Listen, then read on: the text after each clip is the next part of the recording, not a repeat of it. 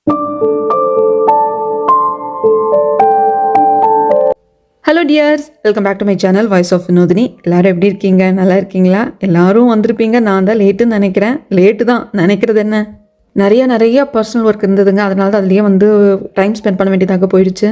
Video post பண்ணவே முடியாத அளவுக்கு டைட்டான்னு கேட்டிங்கன்னா இல்லை. ஆனால் இடையில ஒரு எபிசோடை போட்டுட்டு பிரேக் எடுத்துகிட்டு 2-3 நாள் கழிச்சு ஒரு எபிசோட் போடுறதுக்கு ஆரம்பிக்கிறதுக்கே நம்ம டைம் எடுத்துக்கலாம். ஒரு ட்ராமா ஆரம்பிக்கிறதுக்கே டைம் எடுத்துக்கிட்டோம் அப்படின்னா உங்களுக்கு என்னடா ஃபஸ்ட் எபிசோட பார்த்துட்டோமே, அடுத்து என்னன்னு தெரியல அப்படிங்கிற அந்த காத்திருப்பு கொஞ்சம் குறையும் இல்லையா? அதனால தாங்க நான் ஆரம்பத்திலேயே என்னோட பர்சனல் ஒர்க் எல்லாத்துக்குமே என்னோட டைமை நான் ஸ்பெண்ட் பண்ணிட்டேன். இதுக்கப்புறமாக ஃபுல் அண்ட் ஃபுல் அடுத்தடுத்த எபிசோட் நம்ம டக்குன்னு பார்க்க போகிறோம். ஜுவல் இன் த பேலஸ் அப்படிங்கிற இந்த ட்ராமாவை தான் நிறைய ஓட்டிங் நீங்கள் கொடுத்துருந்தீங்க. நானும் எக்ஸ்பிளைன் பண்ணலான்னு இருந்தேன். பட் அது வேறு சேனல் ஆல்ரெடி எக்ஸ்பிளைன் பண்ணிட்டாங்க. பட் இப்போ அவங்க சேனல் இல்லை, நீங்கள் வேறு ட்ராமா எக்ஸ்பிளைன் பண்ணுங்கன்னு சொன்னீங்க. ஸோ செகண்ட் ஓட்டிங்கில் ஹையாக இருந்தது இந்த ட்ராமா தான், த ஃப்ளவர் இன் பிரிசன். ஆக்சுவலாக என்னடா இது ஜுவல் இன் பிரிசன் தான் எக்ஸ்பிளைன் பண்ணலான்ட்டு இருந்தோம், ஓட்டிங்லையும் அதிகமாக வந்திருந்தது அப்படின்னு எனக்கு மனசு பட்டுச்சு. ஆனால் இந்த ட்ராமா எனக்கு சர்ப்ரைஸுங்க. ரொம்ப நல்லா இருந்தது.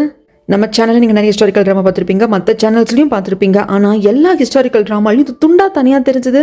இந்த கதைக்களம் ஆரம்பிக்கிற இடத்துல இருந்தே எனக்கு ரொம்ப ஃப்ரெஷ்ஷாக தெரிஞ்சுது. என்னடா இது சூப்பராக இருக்கே. ஒரு ஹிஸ்டாரிக்கல் ட்ராமா அப்படின்னா எவ்வளோ சூழ்ச்சி, வஞ்சம், பாலிடிக்ஸ் அப்படி இப்படின்ட்டு எவ்வளோ இருக்கும். அது கூட இடையில காதல் வேற மாட்டிக்கும். எல்லா பாயிண்ட்டையுமே ரொம்ப அழகாக டச் பண்ணியிருப்பாங்க. ரொம்ப சூப்பராக கொண்டு போயிருப்பாங்க. கண்டிப்பாக உங்களுக்கும் பிடிக்குங்க. ட்ரஸ்ட் மீ, இந்த ட்ராமா கண்டிப்பாக உங்களோட ஃபேவரட் லிஸ்ட்டில் ஒன்றா இருக்க போகுது. இப்போ வாங்க டைம் வேஸ்ட் பண்ணாமல் நம்ம கதைக்குள்ளே போயிடலாம். ஆனால் அதுக்கு முன்னாடி என்னோட வாய்ஸ் ஓவர் நரேஷன் ஸ்டோரியெல்லாம் பிடிச்சிருந்தா லைக் பண்ணிட்டு பாருங்க. அப்படியே உங்கள் ஃப்ரெண்ட் அண்ட் ஃபேமிலி கூடயும் ஷேர் பண்ணிக்கோங்க. இது வரைக்கும் யாராவது சப்ஸ்கிரைப் பண்ணால் பார்த்துட்டு இருந்தீங்கன்னா மறக்காமல் சப்ஸ்கிரைப் பண்ணிக்கோங்க. இப்போ வாங்க கதைக்குள்ளே போயிடலாம். கதை ஆரம்பிக்கிற இடமே ஜேசன் நாட்டில் இருக்கக்கூடிய ஒரு சிறைச்சாலையில் தாங்க ஆரம்பிக்குது. நிறைய கைதிகள்லாம் வராங்க.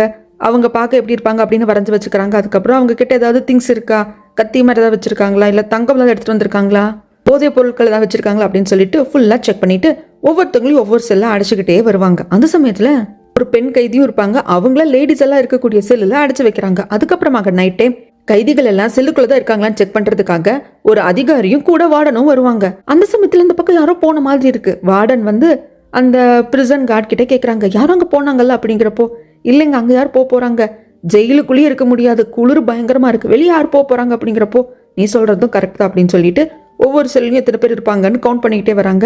ஆனால் பெண்கள் எல்லாம் மட்டும் இருக்கக்கூடிய சிறையில் ஒரு பொண்ணு மிஸ் ஆகுறாங்க. 9 பேர் இருக்கணும், ஆனால் 8 பேர் தான் இருக்காங்க. அவ்வளோதான், வார்டனுக்கு சந்தேகம் வந்துடுச்சு. அப்போ நான் இருட்டில் பார்த்தது ஒரு உருவம் தான், யாரோ தப்பிச்சு தான் போயிருக்காங்க, அது பொண்ணு தான் அப்படின்னு சொல்லிட்டு உடனே தேட சொல்கிறாங்க. அப்படி தேடுறப்போ ஒரு ஸ்டோரேஜ் ரூமில் ஒரு ஆண் கைதியோடு இருப்பாங்க. அந்த ஆண் கைதி வேற யாரும் இல்லை, இந்த பெண் கைதியோட ஹஸ்பண்ட் தான். அவருக்கு ரொம்ப உடம்பு முடியாமல் இருக்கும். அந்த ஆண் கைதியை பயங்கரமாக அடிச்சு இந்த இடத்துல அடைச்சி வச்சிருப்பாங்க. அதை பார்க்கறதுக்காக தான் மனைவியான பெண் கைதி வந்திருப்பாங்க. பட் கண்டுபிடிச்சிட்டாங்க, யாரும் தப்பிச்சு போகல. ஆனால் தப்பிச்சு போயிருந்தா என்னத்துக்காக இருக்கிறது? அவ்வளோதான், ஜெயிலருக்கு பயங்கர கோவம் வருது. அந்த கைதியா இருக்கிற ஹஸ்பண்ட் ஒய்ஃபையும் அடிக்கிறாங்க. ஏன் நீங்க 2 பேரும் இங்கே கைதியா வந்திருக்கீங்க, இங்கேயும் குடும்பம் நடத்தணுமா அப்படின்னு கேட்டு அடிக்கிறாங்க. அதுக்கப்புறம் பெண்கள் எல்லாம் இருக்கக்கூடிய செல்லில் இருந்தாலும் அந்த பெண்ணு தப்பிச்சு போயிருக்கா, அப்போ மற்ற பெண் கைதிகள்லாம் பார்த்துட்டு சும்மாவா இருந்தீங்க அப்படின்னு சொல்லிட்டு அவங்களையும் அடிச்சுக்கிட்டே இருக்காங்க. அப்படி அடிக்க வர்றப்போ ஒரு பெண் கைதி காலையில தான் அந்த ஜெயிலுக்குள்ள வந்தாங்க இல்லைங்களா, அந்த ஒயிட் கலர் ட்ரெஸ் போட்டிருக்காங்க இல்லையா, அவங்க பேர் ரூபா. அவங்கள அடிக்கலாம் கை வாங்குறப்போ, இதை பாருங்க ஜெயிலர், என்ன அடிச்சிங்கன்னா அடிச்சு கொண்டுடுங்க, அடிச்சு என்ன உயிரோடு விட்டுட்டீங்க அப்படின்னா அதுக்கப்புறம் நான் உங்களை வஞ்சம் வச்சு பழி வாங்குவேன். வெளியே போனதுக்கு அப்புறமாக போலீஸ் என்ஃபோர்ஸ்மெண்ட்ல உங்களை பத்தி நான் கம்ப்ளைண்ட் பண்ணுவேன், ஏன் அரசருக்கு கூட பெட்டிஷன் எழுதி போடுவோம் அப்படின்னு சொல்லிட்டு பயங்கரமா பேசுவாங்க. என்ன தைரியம் இருந்தா திமிரா பேசுவேன் ஜெயிலர் கேட்கறதுக்கு. இதை பாருங்க, அந்த பொம்பளை என்ன தப்பிச்சு ஓடி போயிட்டாளா, செல்லுல இருந்து தப்பிச்சு வந்தவ ஜெயில இருந்து தப்பிச்சு போறதுக்கு எத்தனை நேரமா இருக்கும்? அவ புருஷனை நீங்க அடிக்கடி நடிச்சு ஸ்டோரேஜ் ரூம்ல அடைச்சு வச்சிருக்கீங்க. அவருக்கு என்னமோ ஏதோ நம்ம பாக்குறதுக்காக போயிருக்கா. அவ நினைச்சிருந்தா செல்லுக்குள்ள இருந்து வந்தப்பவே ஜெயில விட்டு தப்பிச்சு போயிருக்க முடியும். சும்மா என்னமோ லபோதிபோன்னு கத்துறீங்க. அண்ட் தென் நீங்க கண்டே பிடிக்கலனா கூட அந்த பெண் கைதி அவங்க ஹஸ்பண்டுக்கு என்ன ஏதுன்னு பார்த்துட்டு மருந்தெல்லாம் கொடுத்துட்டு எகேன் செல்லுக்குள்ளேயே வந்திருப்பா. அது மட்டும் இல்லாமல் கைதிகளை இப்படி நடத்துகிற உரிமை உங்களுக்கு யார் கொடுத்தாங்க, இதையும் நான் கம்ப்ளைண்ட் பண்ண போகிறோம் அப்படி இப்படிங்கிறப்போ என்ன ஓவராக பேசிட்டு இருக்கா அப்படின்னு சொல்லிட்டு அடிக்கிறதுக்காக ஜெயிலர் வரப்போ பின்னாடி வார்டன் பிடிச்சிப்பாங்க. அதை கிடைச்சிட்டாங்க இல்லையா, போங்க எல்லாரும் போங்க அப்படின்னு சொல்லிடுவாங்க. எல்லாரும் போனதுக்கு அப்புறமாக ஜெயிலர் கேட்பாங்க வார்டன் கிட்ட, யாருடா அந்த பொம்பளை அப்படிங்கிற சமயத்தில், ஐயோ ஐயா அந்த பொம்பளை தான் சொசுரு இருக்குல்ல, சொசுரு பேலஸில் கிசாகியா இருக்கிற பொண்ணு ரூபா. ஓ அந்த திமிரு தான் இவளுக்கு அப்படிங்கிறாங்க. சொசுரு அப்படிங்கிறது பெண்கள் மட்டும் அங்கே நிறைய பேர் இருப்பாங்கங்க. அது ப்ராஸ்டியூட்டோட கடமாவும் சொல்லுவாங்க, என்டர்டெயின்மெண்ட் பேலஸ்னு சொல்லுவாங்க. பட் நம்ம சொசுருன்னே சொல்லிக்கலாம், கொஞ்சம் ஈஸியாக இருக்குது. அந்த இடத்துக்கு ஹெட்டாக இருக்கிறவங்கள தான் கிசாகி அப்படின்னு சொல்லுவாங்க. இந்த ரூபா அந்த இடத்துக்கு ஹெட்டாக இருந்தவங்க, அதனால தான் அப்படி சொல்கிறாங்க. பட் நம்ம ரூபானே கூப்பிட்டுக்கலாம். அதுக்கப்புறமாக சில நாட்கள் கடந்து போகுதுங்க. இன்னொரு பக்கம் நம்மளுக்கு காட்டுறாங்க, கடற்கரை ஓரமாக நிற மாச கர்ப்பிணி ஓட முடியாமல் ஓடி வந்துட்டு இருக்கா. கூடவே ஒரு ஆளும் வராங்க. இவங்க 2 பேரும் நிறைய பேர் துரத்திட்டு வராங்க. ஆனால் கூட வர்றது ஹஸ்பண்ட் இல்லை போல இருக்குங்க, என்ன பேசுறதுல தெரியுது. 2 மாசம் கர்ப்பமா இருக்காங்க, ஓடவே முடியல, மேல் மூச்சு கீழ் மூச்சு வாங்குது. இதை பாருங்க, நீங்க நாட்டுக்குள்ள போயிட்டு மக்களோட மக்களா வந்து நீங்க கலந்துருங்க, அதுதான் நல்லது. நீங்க பத்திரமா போற வரைக்கும் நான் இவங்களை வந்து தாக்காட்டி வைக்கிறேன், உங்க கூட நான் ஃபைட் பண்றேன். நீங்க கவலைப்படாதீங்க, உங்க வயித்துல இருக்கிற குழந்தை பிறந்து உங்க மனசுல இருக்கிற அந்த காயத்துக்கு அது மருந்தாமையும் அப்படின்னு சொல்லி அனுப்பிச்சிருப்பாங்க. அந்த லேடியும் நன்றிங்க அப்படின்னு சொல்லிட்டு வருவாங்க. இந்த காவலாளிகள் எல்லாம் அந்த லேடி பின்னாடி போகக்கூடாது அப்படிங்கிறதுக்காக இவர் சண்டை போட ஆரம்பிப்பாரு. ஆனா நிறைய பேர் இருக்காங்க, இவர் ஒத்தையால் முடிஞ்ச அளவுக்கு போராடி கடைசியில் இவரை கொன்னே போட்டுட்டாங்க அவங்க. அதுக்கப்புறம் இங்க ஜெயில தான் காட்டுறாங்க. அந்த ரூபா ரிலீஸ் ஆகுறா. அந்த சமயத்துல வந்துட்டு வார்டன் கிட்ட சொல்லுவாங்க, ஏன்னா வார்டன் வந்து கொஞ்சம் மரியாதையா நடந்துக்கிட்டாங்க இல்லையா, நல்ல விதமா பாத்துக்கிட்டாங்க இல்லையா, ஸோ அதுக்காக நன்றி சொல்றாங்க. நீங்க சொசுருக்கு ட்ரிங்க்ஸ் பண்ண வாங்க அப்படிங்கிறப்போ, ஐயோ அங்கெல்லாம் ட்ரிங்க்ஸ் பண்ண வரணும்னா பயங்கரமா பணம் வேணுங்க, எங்கிட்ட பணம் இல்லை அப்படிங்கிறப்போ, பணத்தை பத்தி நீங்க எதுக்கு கவலைப்படுறீங்க, ஜெயில இருந்த வரைக்கும் நீங்க நல்லபடியா பாத்துக்கிட்டீங்க, என்ன மரியாதையா நடத்துனீங்க, அதுக்காக உங்களுக்கு நான் ட்ரிங்க்ஸ் ஆஃபர் பண்றேன், நீங்க வாங்கன்னு சொல்லிடுவாங்க. இது வார்டனுக்கு செம சந்தோஷம். நான் வந்து சொசுருக்கு போறேன் அப்படின்ட்டு வந்துகிட்டே இருக்கிறப்போ, ஒரு நரமாச கர்ப்பிணி வந்து ஓடி வந்தாங்க இல்லைங்களா, அவங்க இந்த வார்டனை பார்த்துட்டு, ஐயா என்ன காப்பாத்துங்க, என்ன நிறைய பேர் துரத்துறாங்க, எனக்கு அடைக்கலம் கொடுங்கன்னு கேட்குறாங்க. அப்புறம் ஐயோ அம்மா எங்கிட்ட என்னம்மா கேட்குற, போலீஸ் ஸ்டேஷனுக்கு போமா அப்படின்னு சொல்லிட்டு அவர் அங்கிருந்து வந்துருவாரு. எங்க சொசுருக்கு தான் ட்ரிங்க்ஸ் எல்லாம் ஊற்றி கொடுத்துட்டு அவருக்கு ரொம்ப சந்தோஷமா இருக்கு. கனவுல கூட இங்கெல்லாம் வருவேன்னு நினைச்சதே கிடையாது, ஆனா என் கனவு பழிச்சிருச்சு அப்படின்னு சொல்லிட்டு ரொம்ப சந்தோஷமா இருக்காரு. இங்க இந்த பிரெக்னென்ட் லேடி அங்கேயும் இங்கேயுமா ஒழியறாங்க. இவங்களை துரத்திட்டு வந்ததுல ஒருத்தன் ஊருக்குள்ளேயும் வந்துட்டா இந்த பிரெக்னென்ட் லேடி தான் தேடிட்டு இருக்கான்னு தெரிஞ்சு போச்சு. அங்க சில ஆட்கள் உட்காந்து நெருப்பு மூட்டிட்டு ஃப்ரெண்ட்ஸ் மாதிரி பேசிட்டு இருப்பாங்க. அவங்க கிட்ட இந்த பிரெக்னென்ட் லேடி வந்து, ஐயா என்ன காப்பாத்துங்க, என்ன இது மாதிரி ஒரு ஆள் துரத்திட்டு வரான் அப்படிங்கிறப்போ, நீ இருமா நான் பாத்துக்கிறேன் அப்படின்னு சொல்லிட்டு வந்த ஆள் கிட்ட போயிட்டு, என்னடா கர்ப்பமா இருக்கிற பொம்பளை பிள்ளைய துரத்துற, அறிவில்லையா அப்படின்னு கேட்டு சண்டைக்கு போய் நிற்பாரு. ஆனா அந்த பிரெக்னென்ட் லேடி துரத்திட்டு வந்த ஆள் ஒரே வெட்டு தான். அந்த நியாயம் கேட்டாலும் கொன்னே போட்டுருவான், அவ்வளோதான். கூட இருந்தவங்கள தெரிச்சு ஓடிடுவாங்க. பிரெக்னென்ட் லேடிக்கு புரிஞ்சு போச்சு, இதுக்கப்புறம்ல காப்பாத்துறதுக்கு யாரும் இல்லை, மாட்டிக்கிட்டோம் அப்படின்னு புரிஞ்சு போச்சு. அங்கே நெருப்பு மூட்டியிருப்பாங்க இல்லைங்களா, அதில் ஒரு கட்டையை எடுத்துக்கிறாங்க. நெருப்போட அந்த ஆள் அடிக்க போகிறப்போ அவன் கரெக்டாக வாள் வீசி இருப்பான். அந்த காயம் பிரெக்னென்ட் லேடிக்கும் படுது. இவங்க அந்த நெருப்போடு இருந்த கட்டையை எடுத்து அடிச்சதுல அவனும் நிலத்தடு மாதிரி போயிடுறான். அந்த கத்தி குத்து விழுந்ததோட அங்கிருந்து அந்த பிரெக்னென்ட் லேடி அகைன் ஓடி வருவாங்க. இங்க சொசுருக்கு போயிட்டு வார்டன் வருவாங்க. என்னடா இது ட்ரிங்க்ஸ் மட்டும் கொடுத்து அனுப்பிச்சிட்டாங்க, நான் என்னென்னமோலாம் நடக்கும்னு கனவு கண்டுட்டு போனேன், ட்ரிங்க்ஸ் மட்டும் தான் சொல்லி அனுப்பிச்சிட்டாங்களே அப்படின்னு வந்துகிட்டே இருக்கிறப்போ எகெயின் அதே பிரெக்னென்ட் லேடி, ஐயா ப்ளீஸ்யா என் குழந்தைய காப்பாத்துங்க அப்படிங்கிறப்போ, ஏமா நீ இன்னும் போலீஸ் ஸ்டேஷனுக்கே போகலையா, பேசாம இருமா அப்படின்னு சொல்லிட்டு அவங்க அங்கிருந்து வந்துடுறாரு. ஏன்னா கத்தி குத்து வேற விழுந்திருக்கு, பயப்படுறாரு. ஆனா பாவம் அந்த பிரெக்னென்ட் லேடி, ஏன்னா பிரெக்னெண்டா இருக்காங்க இல்லையா, அப்படியே கத்தி குத்து விழுந்திருக்கு, அவங்களுக்கு ஸ்ட்ரென்த்தே இல்லை, அப்படியே மயக்கம் போட்டுட்டாங்க. வார்டனுக்கு மனசு கேட்கல, உடனே இவர் தூக்கிட்டு வந்துடுறாரு ஜெயிலுக்குள்ள இருக்கிற ஒரு இடத்துக்கு. இப்போ ஜெயில சேர்ந்து 2 காட்சும் இருக்காங்க. இங்க எதுக்கு தூக்கிட்டு வந்தீங்க, போலீஸ் ஸ்டேஷனுக்கு போயிருக்கலாம், அவங்களுக்கு வேற பாருங்க கத்தி குத்து விழுந்திருக்கு. பிரெக்னெண்டா இருக்கிற லேடியவே கத்தியால குத்துற அளவுக்கு யாராவது இருக்காங்கன்னா, அப்போ இந்த பொண்ணுக்கு வந்து பெரிய ஆபத்து இருந்திருக்கு அப்படிங்கிறப்போ, என்னால இப்போ அதெல்லாம் யோசிக்க முடியல, ஃபர்ஸ்ட் இவங்களே குழந்தையும் காப்பாற்றணும், அதுக்கப்புறம் போலீஸ் ஸ்டேஷனுக்கு போய்க்கலாம் அப்படின்னதும் அந்த பிரெக்னென்ட் லேடிக்கு அந்த டெலிவரி பெயினும் வர ஆரம்பிச்சிருச்சு. இவங்க அந்த லேடிஸ் எல்லாம் இருக்கிற அந்த சிறைக்கு வந்துட்டு, இங்க வந்து ஒரு அம்மா மருத்துவச்சியா இருப்பாங்க, அவங்கள ஏதாவது தப்பு பண்ணி தான் வந்து ஜெயிலுக்குள்ள வந்திருப்பாங்க. அது வார்டனுக்கு தெரியும், ஏன்னா இந்த லிஸ்ட்ல இவ தானே பாக்குறாரு. ஸோ அந்த மருத்துவச்சியை கூப்பிட்டு வந்து காட்ட, என்னது ஏது அப்படின்ட்டு அவங்களுக்கு ஒன்றும் புரியல. ஆனா செக் பண்ணி பாக்குறாங்க, குழந்தையோட தலை தெரியுது. ஸோ ஆண்கள் எல்லாம் வெளியே போயிருங்க, நான் பிரசவம் பாக்குறேன் அப்படின்ட்டு பிரசவம் பாக்குறாங்க. இந்த பிரெக்னென்ட் லேடியை துரத்திட்டு வந்தாங்க இல்லைங்களா, அந்த ஆட்கள் எல்லாம் ஒரு ஆள் கிட்ட வந்துட்டு ரிப்போர்ட் கொடுக்கறதுக்காக வராங்க. இந்த ஆள் இந்த நாட்டோட அரசரோட பிரதர்இன்லா, ராணியோட சொந்த தம்பி. இந்த மாதிரி அந்த லேடி எங்களால் பிடிக்க முடியல, கவலைப்படாதீங்க, கொஞ்சம் டைம் கொடுங்க அப்படின்னு கேட்குறாங்க. எதுக்கு டைம் கொடுக்கணும், ஆமா ஒரு பொம்பளை புள்ளைய பிடிக்க முடியல, அசிங்கமா இல்லை, என்னை பார்த்தா எப்படிடா தெரியுது, இந்த நாட்டோட அரசரோட மச்சானா, என் அக்கா தான் வந்துட்டு ராணி, அப்படி இருக்கிறப்போ நானும் ராயல் ஃபேமிலியை சேர்ந்தவன் தான், என் முன்னாடி அப்படி நின்று பேசுறியா அப்படிங்கிறாங்க. இல்லையா மன்னிச்சிருங்க, நீங்க கொடுத்த வேலையை நான் சரி வர செஞ்சு முடிக்கல, அதுக்கு வந்து நான் கொல்லப்பட வேண்டியவன் தான் அப்படின்னதும், கரெக்ட் நீ கேட்டதான் நான் உனக்கே கொடுத்துடுறேன்ட்டு அங்கேயே அந்த ஆளு கொண்டு போட்டுடுவான். மற்றவங்க கிட்டேலாம் பார்த்தீங்களா, இதுதான் நடக்கும் என்னோட ஆர்டரை கரெக்டாக ஒபே பண்ணாதவங்களுக்கு அப்படின்னு சொல்லிட்டு பயங்கரமாக மிரட்டுறான். இந்த பக்கம் குழந்தையும் பிறக்குதுங்க. ஆனால் குழந்தை தான் பிறந்ததை தவிர்த்து கத்தி குத்து, அந்த ரத்தம் போனதுல பிரசவ வலி, இது எல்லாமே சேர்ந்து அந்த லேடியோட உயிரை எடுத்துடுது. குழந்தை கொண்டு வெளியே காட்டுறாங்க. அந்த மருத்துவ வச்சு பெண் குழந்தை பிறந்திருக்கு, ஆனால் அம்மா பொழைக்கல அப்படிங்கிறாங்க. பட் இருந்தாலும் வந்து செக் பண்ணுறாங்க, எந்திரிச்சுக்கோங்க எந்திரிச்சுக்கோங்க அப்படின்னு நல்லா வந்து என்னமோ சொல்லி பார்க்குறாங்க. அவங்க வந்து எந்திரிக்கிறதுல அவங்க இறந்து போயிட்டாங்க. ஆனால் மருத்துவ வச்சு கையில் இருக்கிற குழந்தைய பார்த்துக்கிட்டு, அம்மா இல்லாமல் இந்த குழந்தை எப்படி உயிர் வாழ போகுதுன்னு தெரியல அப்படின்ட்டு ஃபீல் பண்ணுறாங்க. அடுத்த நாள் இந்த விஷயம் ஜெயிலருக்கு தெரிய வருது. அவர் பலார்னு ஒரு ஆற கொடுக்குறாரு வார்டனுக்கிட்டே, என்னடா பண்ணி வச்சிருக்க, அந்த பொண்ணு போலீஸ் ஸ்டேஷனுக்கு அனுப்பிச்சிருக்கணும், நேற்று ஃபுல்லாக இத்தனை வேலையும் பண்ணி வச்சிருக்கு, இப்போ வந்து என்கிட்ட சொல்கிறேன், இதுக்கப்புறமாக நம்ம போலீஸ் கிட்ட போய் கம்ப்ளைண்ட் பண்ணோன்னு வச்சுக்கோ, அவ்வளோதான், நம்மளால தான் மொத்த சந்தேகமும் திரும்பும், அதெல்லாம் சரிப்பட்டு வராது. அந்த பொண்ணு இறந்து போயிட்டா இல்லையா, அவளோட டெட் பாடி வந்துட்டு ஊருக்கு வெளியே கொண்டு போயிட்டு புதைச்சிரு, அதாவது புதைச்ச இடமே தெரியாமல் புதைச்சிரு, இந்த குழந்தையும் கொண்டு போயிட்டு ஏதாவது ஒரு கோவில் வச்சுட்டு வந்துட்டு யாராவது எடுத்து வளர்த்துக்கிட்டோம் அப்படிங்கிறாங்க. ஆனால் வார்டனுக்கு கொஞ்சம் கஷ்டமா இருக்கு. இல்லைங்கய்யா அப்படின்னு இழுக்கிறப்போ, இதை பாரு, கர்ப்பவதியா இருக்கிற ஒரு பொண்ணு மேலே கத்தி குத்து விழுந்திருக்கு அப்படின்னா அப்போ அந்த பொண்ணு பின்னாடி ஏதோ ஒரு பிரச்சனை இருந்திருக்கு, நிறமாசமா இருக்கிற அந்த பொம்பளையவே கொல்றதுக்காக துரத்திருக்காங்க அப்படின்னா அப்போ ஏதோ ஒரு மிகப்பெரிய விஷயம் அந்த பொண்ணு பின்னாடி இருக்கு. இப்போ அந்த பொண்ணு செத்து போயிட்டா, இந்த குழந்தை இங்கே வந்து பிறந்தது, அந்த கர்ப்பவதியான பொண்ணு இந்த ஜெயிலுக்குள்ள வந்து குழந்தை பெற்றான்னு தெரிய வந்ததுன்னா அந்த குழந்தைக்கும் பிரச்சனை, அந்த குழந்தையால் நம்மளுக்கும் பிரச்சனை. புரிஞ்சுதா அப்படின்னு கேட்குறப்போ வார்டனுக்கு வேற என்ன பண்ண முடியும், சரிங்க ஜெயிலர் சார் நீங்கள் சொல்கிற மாதிரியே பண்ணிடுறேன் அப்படின்னு சொல்லிட்டு வர்ற சமயத்தில் ஒரு ஆள் வந்துட்டு வார்டன் கிட்ட இந்த சுருக்கு பை வந்து அந்த இறந்து போன லேடி கிட்ட இருந்தது அப்படின்னு கொடுக்குறாங்க. அதுக்குள்ளே இருக்கிறதுல விலை மதிப்புள்ள திங்ஸு 2 ஜேடால ஆன மோதிரம், ஒரு ஹேர்பின். அதை பார்த்தாலே தெரியுது விலை மதிப்புள்ளதாக. வார்டன் கிட்ட கொடுத்துட்டு வார்டன் இதை வேணா நான் விற்று காசாக்கிட்டுமா அப்படிங்கிறாங்க. வாயை மூடுறா, அந்த அம்மா செத்து போயிட்டா, அந்த அம்மா பெத்து போட்ட குழந்தைக்கு இது ஒன்று தாண்டா சொத்து, பெத்தவை விட்டு போன சொத்து, இதெல்லாம் நம்ம எதுவும் பண்ணக்கூடாது. அப்புறம் அந்த பொண்ணோட டெட் பாடி அனுப்பிச்சிட்டு அப்படின்னு கேட்கறதுக்கு அனுப்பிச்சிட்டேன் அப்படிங்கிறாங்க. ஊருக்கு வழியை டிஸ்போஸ் பண்ணுறதுக்காக எடுத்துகிட்டு போயிட்டு இருக்காங்க. இந்த பக்கம் குழந்தைய கையில் வச்சுட்டு என்ன பண்ணுறதுன்னு தெரியாமல் எங்கே கொண்டு போய் வைக்கிறது அப்படின்னு தெரியும் வார்டன் யோசிக்கிறாரு. ஆனால் இந்த பக்கம் இந்த நாட்டு அரசரோட மச்சானை காட்டுறாங்க. இவரோட பேர் வந்து ஜங்குங்க. ஏதாவது ஒரு அதிகாரி இவனுக்கு வணக்கம் வைக்காம போயிட்டாலே போட்டு அடி அடின்னு அடிக்கிறான். ஏண்டா மதிக்காம போனேன், நான் யார் தெரியுமானோ அப்படி இப்படின்ட்டு பயங்கரமா அடிக்கிறான். இவன் ஜஸ்ட் ராணியோட தம்பியா மட்டும் உள்ள இல்லைங்க, ஒரு பதவியும் கொடுத்துருப்பாங்க. ஆனா இந்த ஜங்கோட சொந்த அக்கா தான் ராணி. அது மட்டும் இல்லாமல் அக்கா வீட்டுக்காரன் தான் ராஜா. அப்படிங்கிறப்போ பயங்கரமாக வந்து அழிச்சாட்டியும் பண்ணுவாங்க. எல்லாரும் இவனுக்கு எப்படா அழிவு வரும் அப்படின்னு காத்துட்டு இருப்பாங்க. இந்த பக்கம் இந்த நாட்டோட ராணியை தான் காட்டுறாங்க.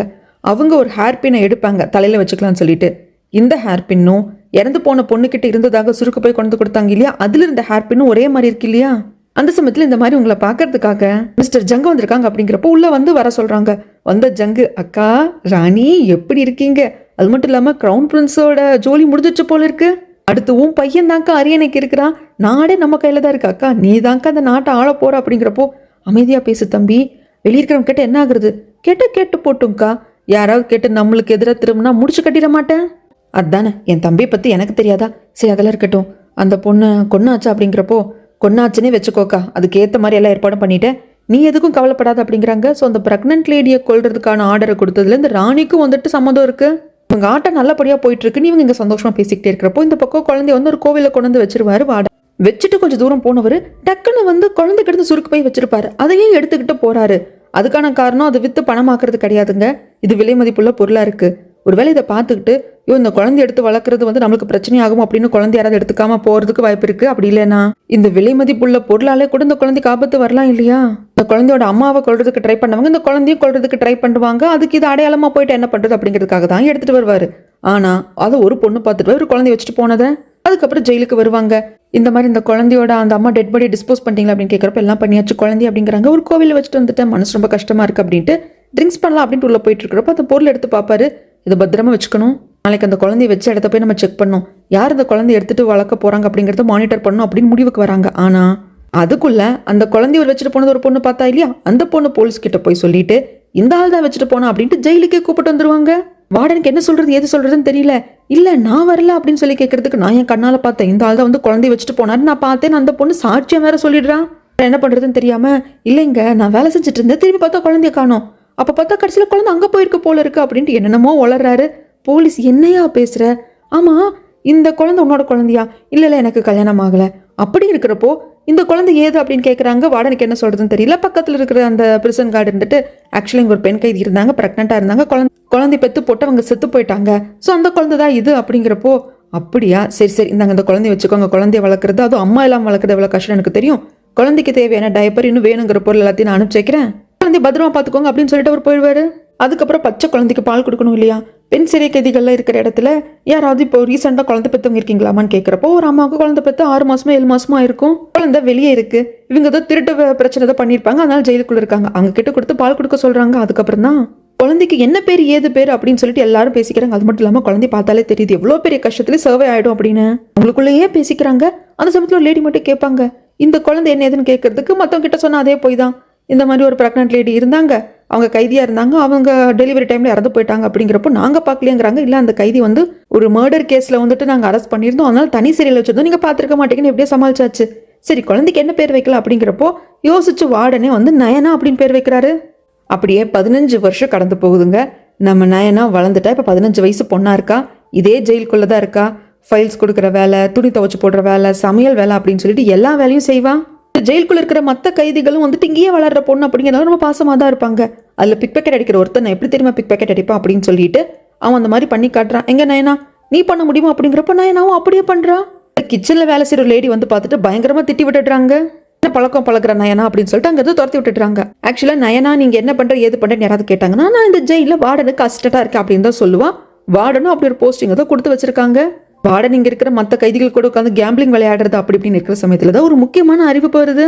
இந்த வார்டனுக்கு ஜெயிலர் இருக்காரு இல்லைங்களா, இப்ப அவருக்கு மேல ஒரு அதிகாரி, ஒரு முக்கியமான சீஃப் வர போறாரா. அவர் தான் இதுக்கப்புறமாக இந்த சிறைச்சாலையை பாத்துக்க போறாரா. இது கேட்கறவங்களுக்கு வர சீஃப் எப்படி இருப்பாங்களோ ஏது இருப்பாங்களோ அப்படின்னு தெரியல. ஆனா ஜெயிலர் சொல்றாரு, ஆக்சுவலா நான் அவர் கூட வந்துட்டு டிரான்ஸ்போர்ட் டிபார்ட்மெண்ட்ல நான் வேலை செஞ்சப்போ அவர் கஸ்டண்டா வேலை செஞ்சிருக்கேன். ஐயோ அந்த ஆள் பயங்கர மோசம். நம்ம எந்த தப்புமே செய்யலைனா கூட 4 அறை அரைஞ்சிட்டு தான் அதுக்கப்புறம் நம்ம கிட்ட கேள்வியே கேட்பான். இப்போ அந்த ஆள் இங்கே சீஃபாக வர போகிறோம் அப்படின்னா நம்ம எல்லா விஷயத்துலையும் வந்து கிளியராக இருக்கணும், எல்லாத்தையும் நம்ம வந்துட்டு பக்காவாக இருக்கணும். முக்கியமாக அக்கௌண்ட்ஸ் டிபார்ட்மெண்ட் தான் எல்லாரும் பார்ப்பாங்க. அக்கௌண்ட்ஸ் டிபார்ட்மெண்ட்டை பார்த்துக்கிறது வந்து வார்டன். நீங்கள் அதில் சரியாக வச்சிருக்கீங்களா அப்படிங்கிறப்ப வார்டனுக்கு திக்குங்குது. ஏன்னா வார்டனோட வீக்னஸே கேம்பிளிங் விளையாடுறது தான். அதனால அக்கௌண்ட்ஸ்ல இருந்த காசு எடுத்து விளையாண்டுருக்காரு. அதில் 500 ரூபாய் ஷார்ட்டேஜ் ஆகுது. அதெல்லாம் ஞாபகத்துக்கு வந்தாலும் அதெல்லாம் ஒன்றும் இல்லை, அக்கௌண்ட்லாம் சூப்பராக இருக்குது ஜெயிலர் சார் அப்படின்னு சொல்லிடுறாங்க. அதுக்கப்புறமாக இந்த ஜெயிலில் ஒரு வயசானவர் இருப்பார். அவர் ரொம்ப நல்லவருங்க, ரொம்ப நல்லா படித்தவர். அவருக்கு நிறைய பெரிய பெரிய அதிகாரிகள் எல்லாரையும் தெரியும். இவர் தப்பு பண்ணிட்டு வந்தாருனால சொல்ல முடியாது. அரசாங்கத்துக்கு எதிராக கேள்வி கேட்பாரு. ஏதாவது ஒரு அதிகாரி தப்பு பண்ணான்னா அவங்கள போய் கேள்வி கேட்பாங்க. உடனே அவங்க பிடிச்சி கொண்டு ஜெயிலில் போட்டுருவாங்க. இப்படியாதான் அவர் வருவார். நயனா இவர்கிட்ட தான் பாடம் படிச்சுப்பா. நான் இவரை இதுக்கப்புறம் டீச்சர்னு சொல்கிறேங்க.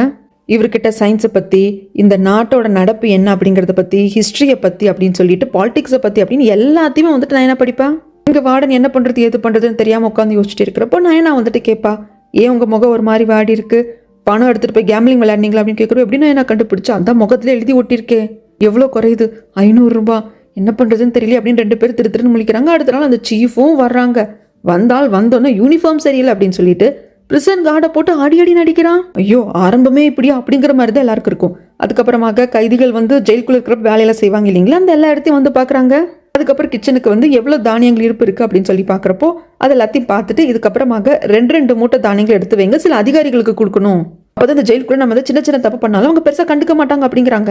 ஆனால் ஜெயிலர் இருந்துட்டு, ஐயா ஏற்கனவே இங்கே இருக்கிற கைதிகளுக்கு ஒரு நாளைக்கு நம்ம 2 வேளை தான் சாப்பாடு கொடுக்குறோம், அதுவே சமயங்களில் பத்த மாட்டேங்குது, இதில் இன்னும் நீங்கள் தானியங்களை எடுத்துக்கிட்டீங்க அப்படின்னா ஷார்ட்டேஜ் ஆகும் அப்படிங்கிறப்ப சீஃப் இருந்துட்டு நோ உங்களுக்கு ஜெயிலை நடத்தவே தெரியல, அதிகாரிகளை வந்து நாம சரி கட்டி வைக்கணும் அப்படிங்கிறாங்க. அப்போ இங்கே இன்னொரு அதிகாரி இருப்பார், ஏற்கனவே இங்கிருந்து இருந்தவர் தான். அவர் வந்து சீஃபுக்கு கொஞ்சம் ஜிங்ஜா அடிக்கிறாரு. சீஃப் நீங்க சொன்னா அவ்வளோதான், அதுதான் வந்து ஆர்டர், நான் உடனே தானியங்களை வந்து தனியாக எடுத்து வச்சிடறேன் அப்படிங்கிறப்போ தனக்கு ஜால்ரா அடிக்கிறதுனால அந்த பர்சன் சீஃபுக்கு பிடிச்சிருக்கு. ஒரு கிச்சனை தாண்டி வர்றப்ப கிச்சனை ஒர்க் பண்ணுற லேடிஸ் எல்லாம் நிற்கிறாங்க. நம்ம நயனாவும் நிற்கிறாங்க. நயனாவை பார்த்துட்டு இந்த பொண்ணுக்கு என்ன வயசுன்னு கேட்குறாங்க. 15 வயசுங்கிறாங்க. வார்டனோட அசிஸ்டன்ட் அப்படிங்கிறப்போ 15 வயசு பொண்ணு அசிஸ்டன்ட் வார்டனா எடுக்கிறோமா நாம, அப்படி ஒரு போஸ்டிங் எடுக்கிற மாதிரி கவர்மெண்ட்ல இருந்து ரூல் இல்லையா அப்படிங்கிறாங்க. இல்லை இந்த பொண்ணோட அம்மா இங்கே கைதியாக இருந்தப்போ 2 மாசம் கர்ப்பிணியாக இருந்தாங்க, பிரசவத்தப்போ இந்த பொண்ணை பெற்று போட்டு செத்து போயிட்டாங்க, அப்புறம் இந்த பொண்ணு இங்கே இருக்கா அப்படிங்கிறப்போ இதை பார்ப்பா, இது ஜெயிலு, ஆர்ஃபனேஜ் கிடையாது, அந்த பொண்ணு இதுக்கப்புறம் இங்கே இருக்கக்கூடாது அப்படின்னு சொல்லிடுறாங்க. இவர் வார்டன் கெஞ்சுவார் கதறுவார், இதை பாருங்க அந்த பொண்ணுக்கு வெளியே யார் இருக்கா என்ன இருக்கான்னு எங்களுக்கு தெரியாது, இப்படி சொன்னா அந்த பொண்ணு எங்கே தான் போ அப்படின்னு ரொம்ப கெஞ்சுறதுனால சரி 10 நாள் டைம் கொடுக்குறேன், அதுக்கு மேலே கொடுக்க முடியாது, அந்த பொண்ணு அனுப்பிச்சு தீரணும் அப்படின்றவாங்க. வார்டனுக்கு சங்கட்டமா இருக்கு. நயனா மன்னிச்சிருடா தங்கம், என்னால உன்னை காப்பாற்ற முடியல அப்படிங்கிறப்போ பரவாயில்ல, நீங்க என்னை பத்தி கவலைப்படாதீங்க, உங்களை பத்தி கவலைப்படுங்க, அவர் அக்கௌண்ட்ஸை போய் செக் பண்ணாருன்னா 500 ரூபா மிஸ் ஆகுது இல்லையா, அதை பத்தி யோசிங்க, என்னால உன்னையும் காப்பாற்ற முடியல என்னையும் காப்பாற்றிக்க முடியல அப்படின்ட்டு வார்டன் ஒரு மாதிரி சோகமா போயிடுவாங்க. வார்டனுக்கும் நயனாவுக்கும் இடையில இருக்கிறது அப்பா பொண்ணு மாதிரியான உறவு தாங்க. பொண்ணு பாத்துக்கிற மாதிரி தான் பார்த்துப்பாரு, ஆனா அப்பான்னு சொல்லிட்டு நயனா கூப்பிட மாட்டா, சார் இருந்தா கூப்பிடுவான். அப்படி இன்னொரு கைதி வருவாங்க. ஏன் வார்டன் ஒரு மாதிரி இருக்காரு என்ன எதுன்னு கேட்குறப்போ இந்த பிரச்சனை எல்லாத்தையும் சொல்லிட்டு, எனக்கு ஒரு உதவி பண்றீங்களா, இந்த சிறையில நல்ல ஒரு செல்வந்தரா இருக்கிற ஒரு கைதி வந்து யாராவது இருக்காங்களான்னு எனக்கு சொல்லுங்க, நான் வந்து ஒரு விஷயம் பண்ண போறேன் அப்படிம்பாங்க. அதே மாதிரி கண்டுபிடிச்சு சொன்னதும் ஒரு வயசானவர், அவர் என்ன பண்ணியிருந்திருப்பாருன்னா தன் மனைவி இருக்கிறப்பவே இன்னொரு கான்குபைன் வச்சிருந்திருப்பாரு. வயசான காலத்துல அவங்க மனைவி இறந்ததுக்கு அப்புறமாக அந்த ஃபினரலுக்கு கூட அந்த கான்குபைனை கூப்பிட்டு வந்திருப்பாங்க. இதுல வெறியான பசங்க அப்பா மேலேயே கம்ப்ளைண்ட் கொடுத்து இவரை வந்து ஜெயிலுக்குள்ள தள்ளியிருப்பாங்க. ஸோ இந்த கேஸ் எல்லாம் வந்துட்டு நான் என்ன படிச்சிருந்திருப்பான் தெரியுது. இப்போ அவர்கிட்ட என்ன சொல்றேன் அப்படின்னா, அதை பாருங்க, நீங்க பண்ணது மிகப்பெரிய தப்பு, உங்களுக்கு குறைஞ்சது 20-25 வருஷம் தண்டனை கிடைக்கும்.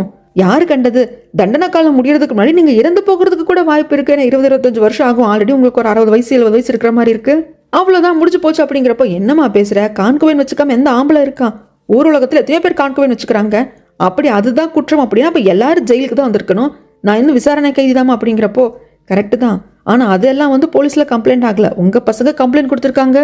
சட்டப்படி கட்ட மனைவி உயிரோடு இருக்கிறப்போ கான்குபைன் வச்சுக்கிறது தப்பு. இந்த நாட்டோட அரசரை தவிர்த்து அது வேற யாரும் பண்ணக்கூடாது.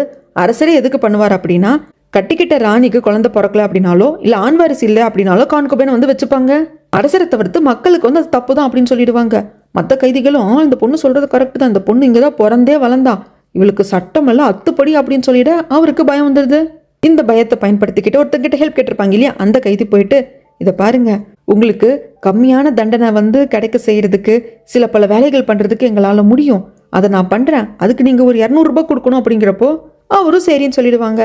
இதை வந்து நயனா கிட்ட அந்த கைதியை சொல்லுவாங்க. அந்த பெரியவர் சரின்னு சொல்லிட்டாரு. நயனா, ஆமாம் ஒரு நிமிஷம், நீ சொன்ன எல்லாம் அந்த பெரியவருக்கு இவ்வளோ தண்டனை கிடைக்கும்னு சொல்லிட்டு அதில் உண்மையா? நயனாவும் ஆமாம், சட்டப்படி அதுதான் தண்டனை, அப்படிதான் கிடைக்கும். ஆனால் இவருக்கு கிடைக்காம போகிறதுக்கு வாய்ப்பு இருக்குது. ஏன்னா இறந்து போன அரசரோட ரொம்ப தூரத்து வகையில் ஒரு சொந்தமாறாரு, அந்த வகையில் வந்து யூஸ் பண்ணார் அப்படின்னா இவருக்கு தண்டனை கிடைக்காம போகிறதுக்கும் வாய்ப்பு இருக்குது அப்படிம்பாங்க. அதுக்கப்புறமாக ஒரு கைதியை போலீஸ் நிறையா பேர் வந்து கட்டி இழுத்துட்டு வருவாங்க. நயனா பார்த்துட்டு இந்த கைதி மட்டும் ஏன் இவ்வளோ காவலோட வராங்க அப்படின்னு கேட்குறப்போ, ஆக்சுவலாக ஒரு கொல்லக்கூட்டத்தோட தலைமையை கஷ்டப்பட்டு பிடிச்சிருக்காங்க. 5 நாளைக்கு அப்புறமாக இவனுக்கு வந்து மரண தண்டனை கொடுக்க போகிறாங்க, அதனால தான் இவ்வளோ பாதுகாப்பாக கூப்பிட்டு வராங்க அப்படின்னு என்ன விவரம் ஏது விவரம் அப்படிங்கிறது கிச்சனில் வேலை செய்கிற இந்த லேடியும் சொல்லுவாங்க. அதுக்கப்புறமாக சீஃபுக்கு ஒரு நியூஸ் வருது, இந்த மாதிரி மிஸ்டர் ஜங்கு வந்து இந்த ஜெயிலை இன்ஸ்பெக்ட் பண்ண வர போகிறாங்க அப்படின்னு சொல்லிட்டு.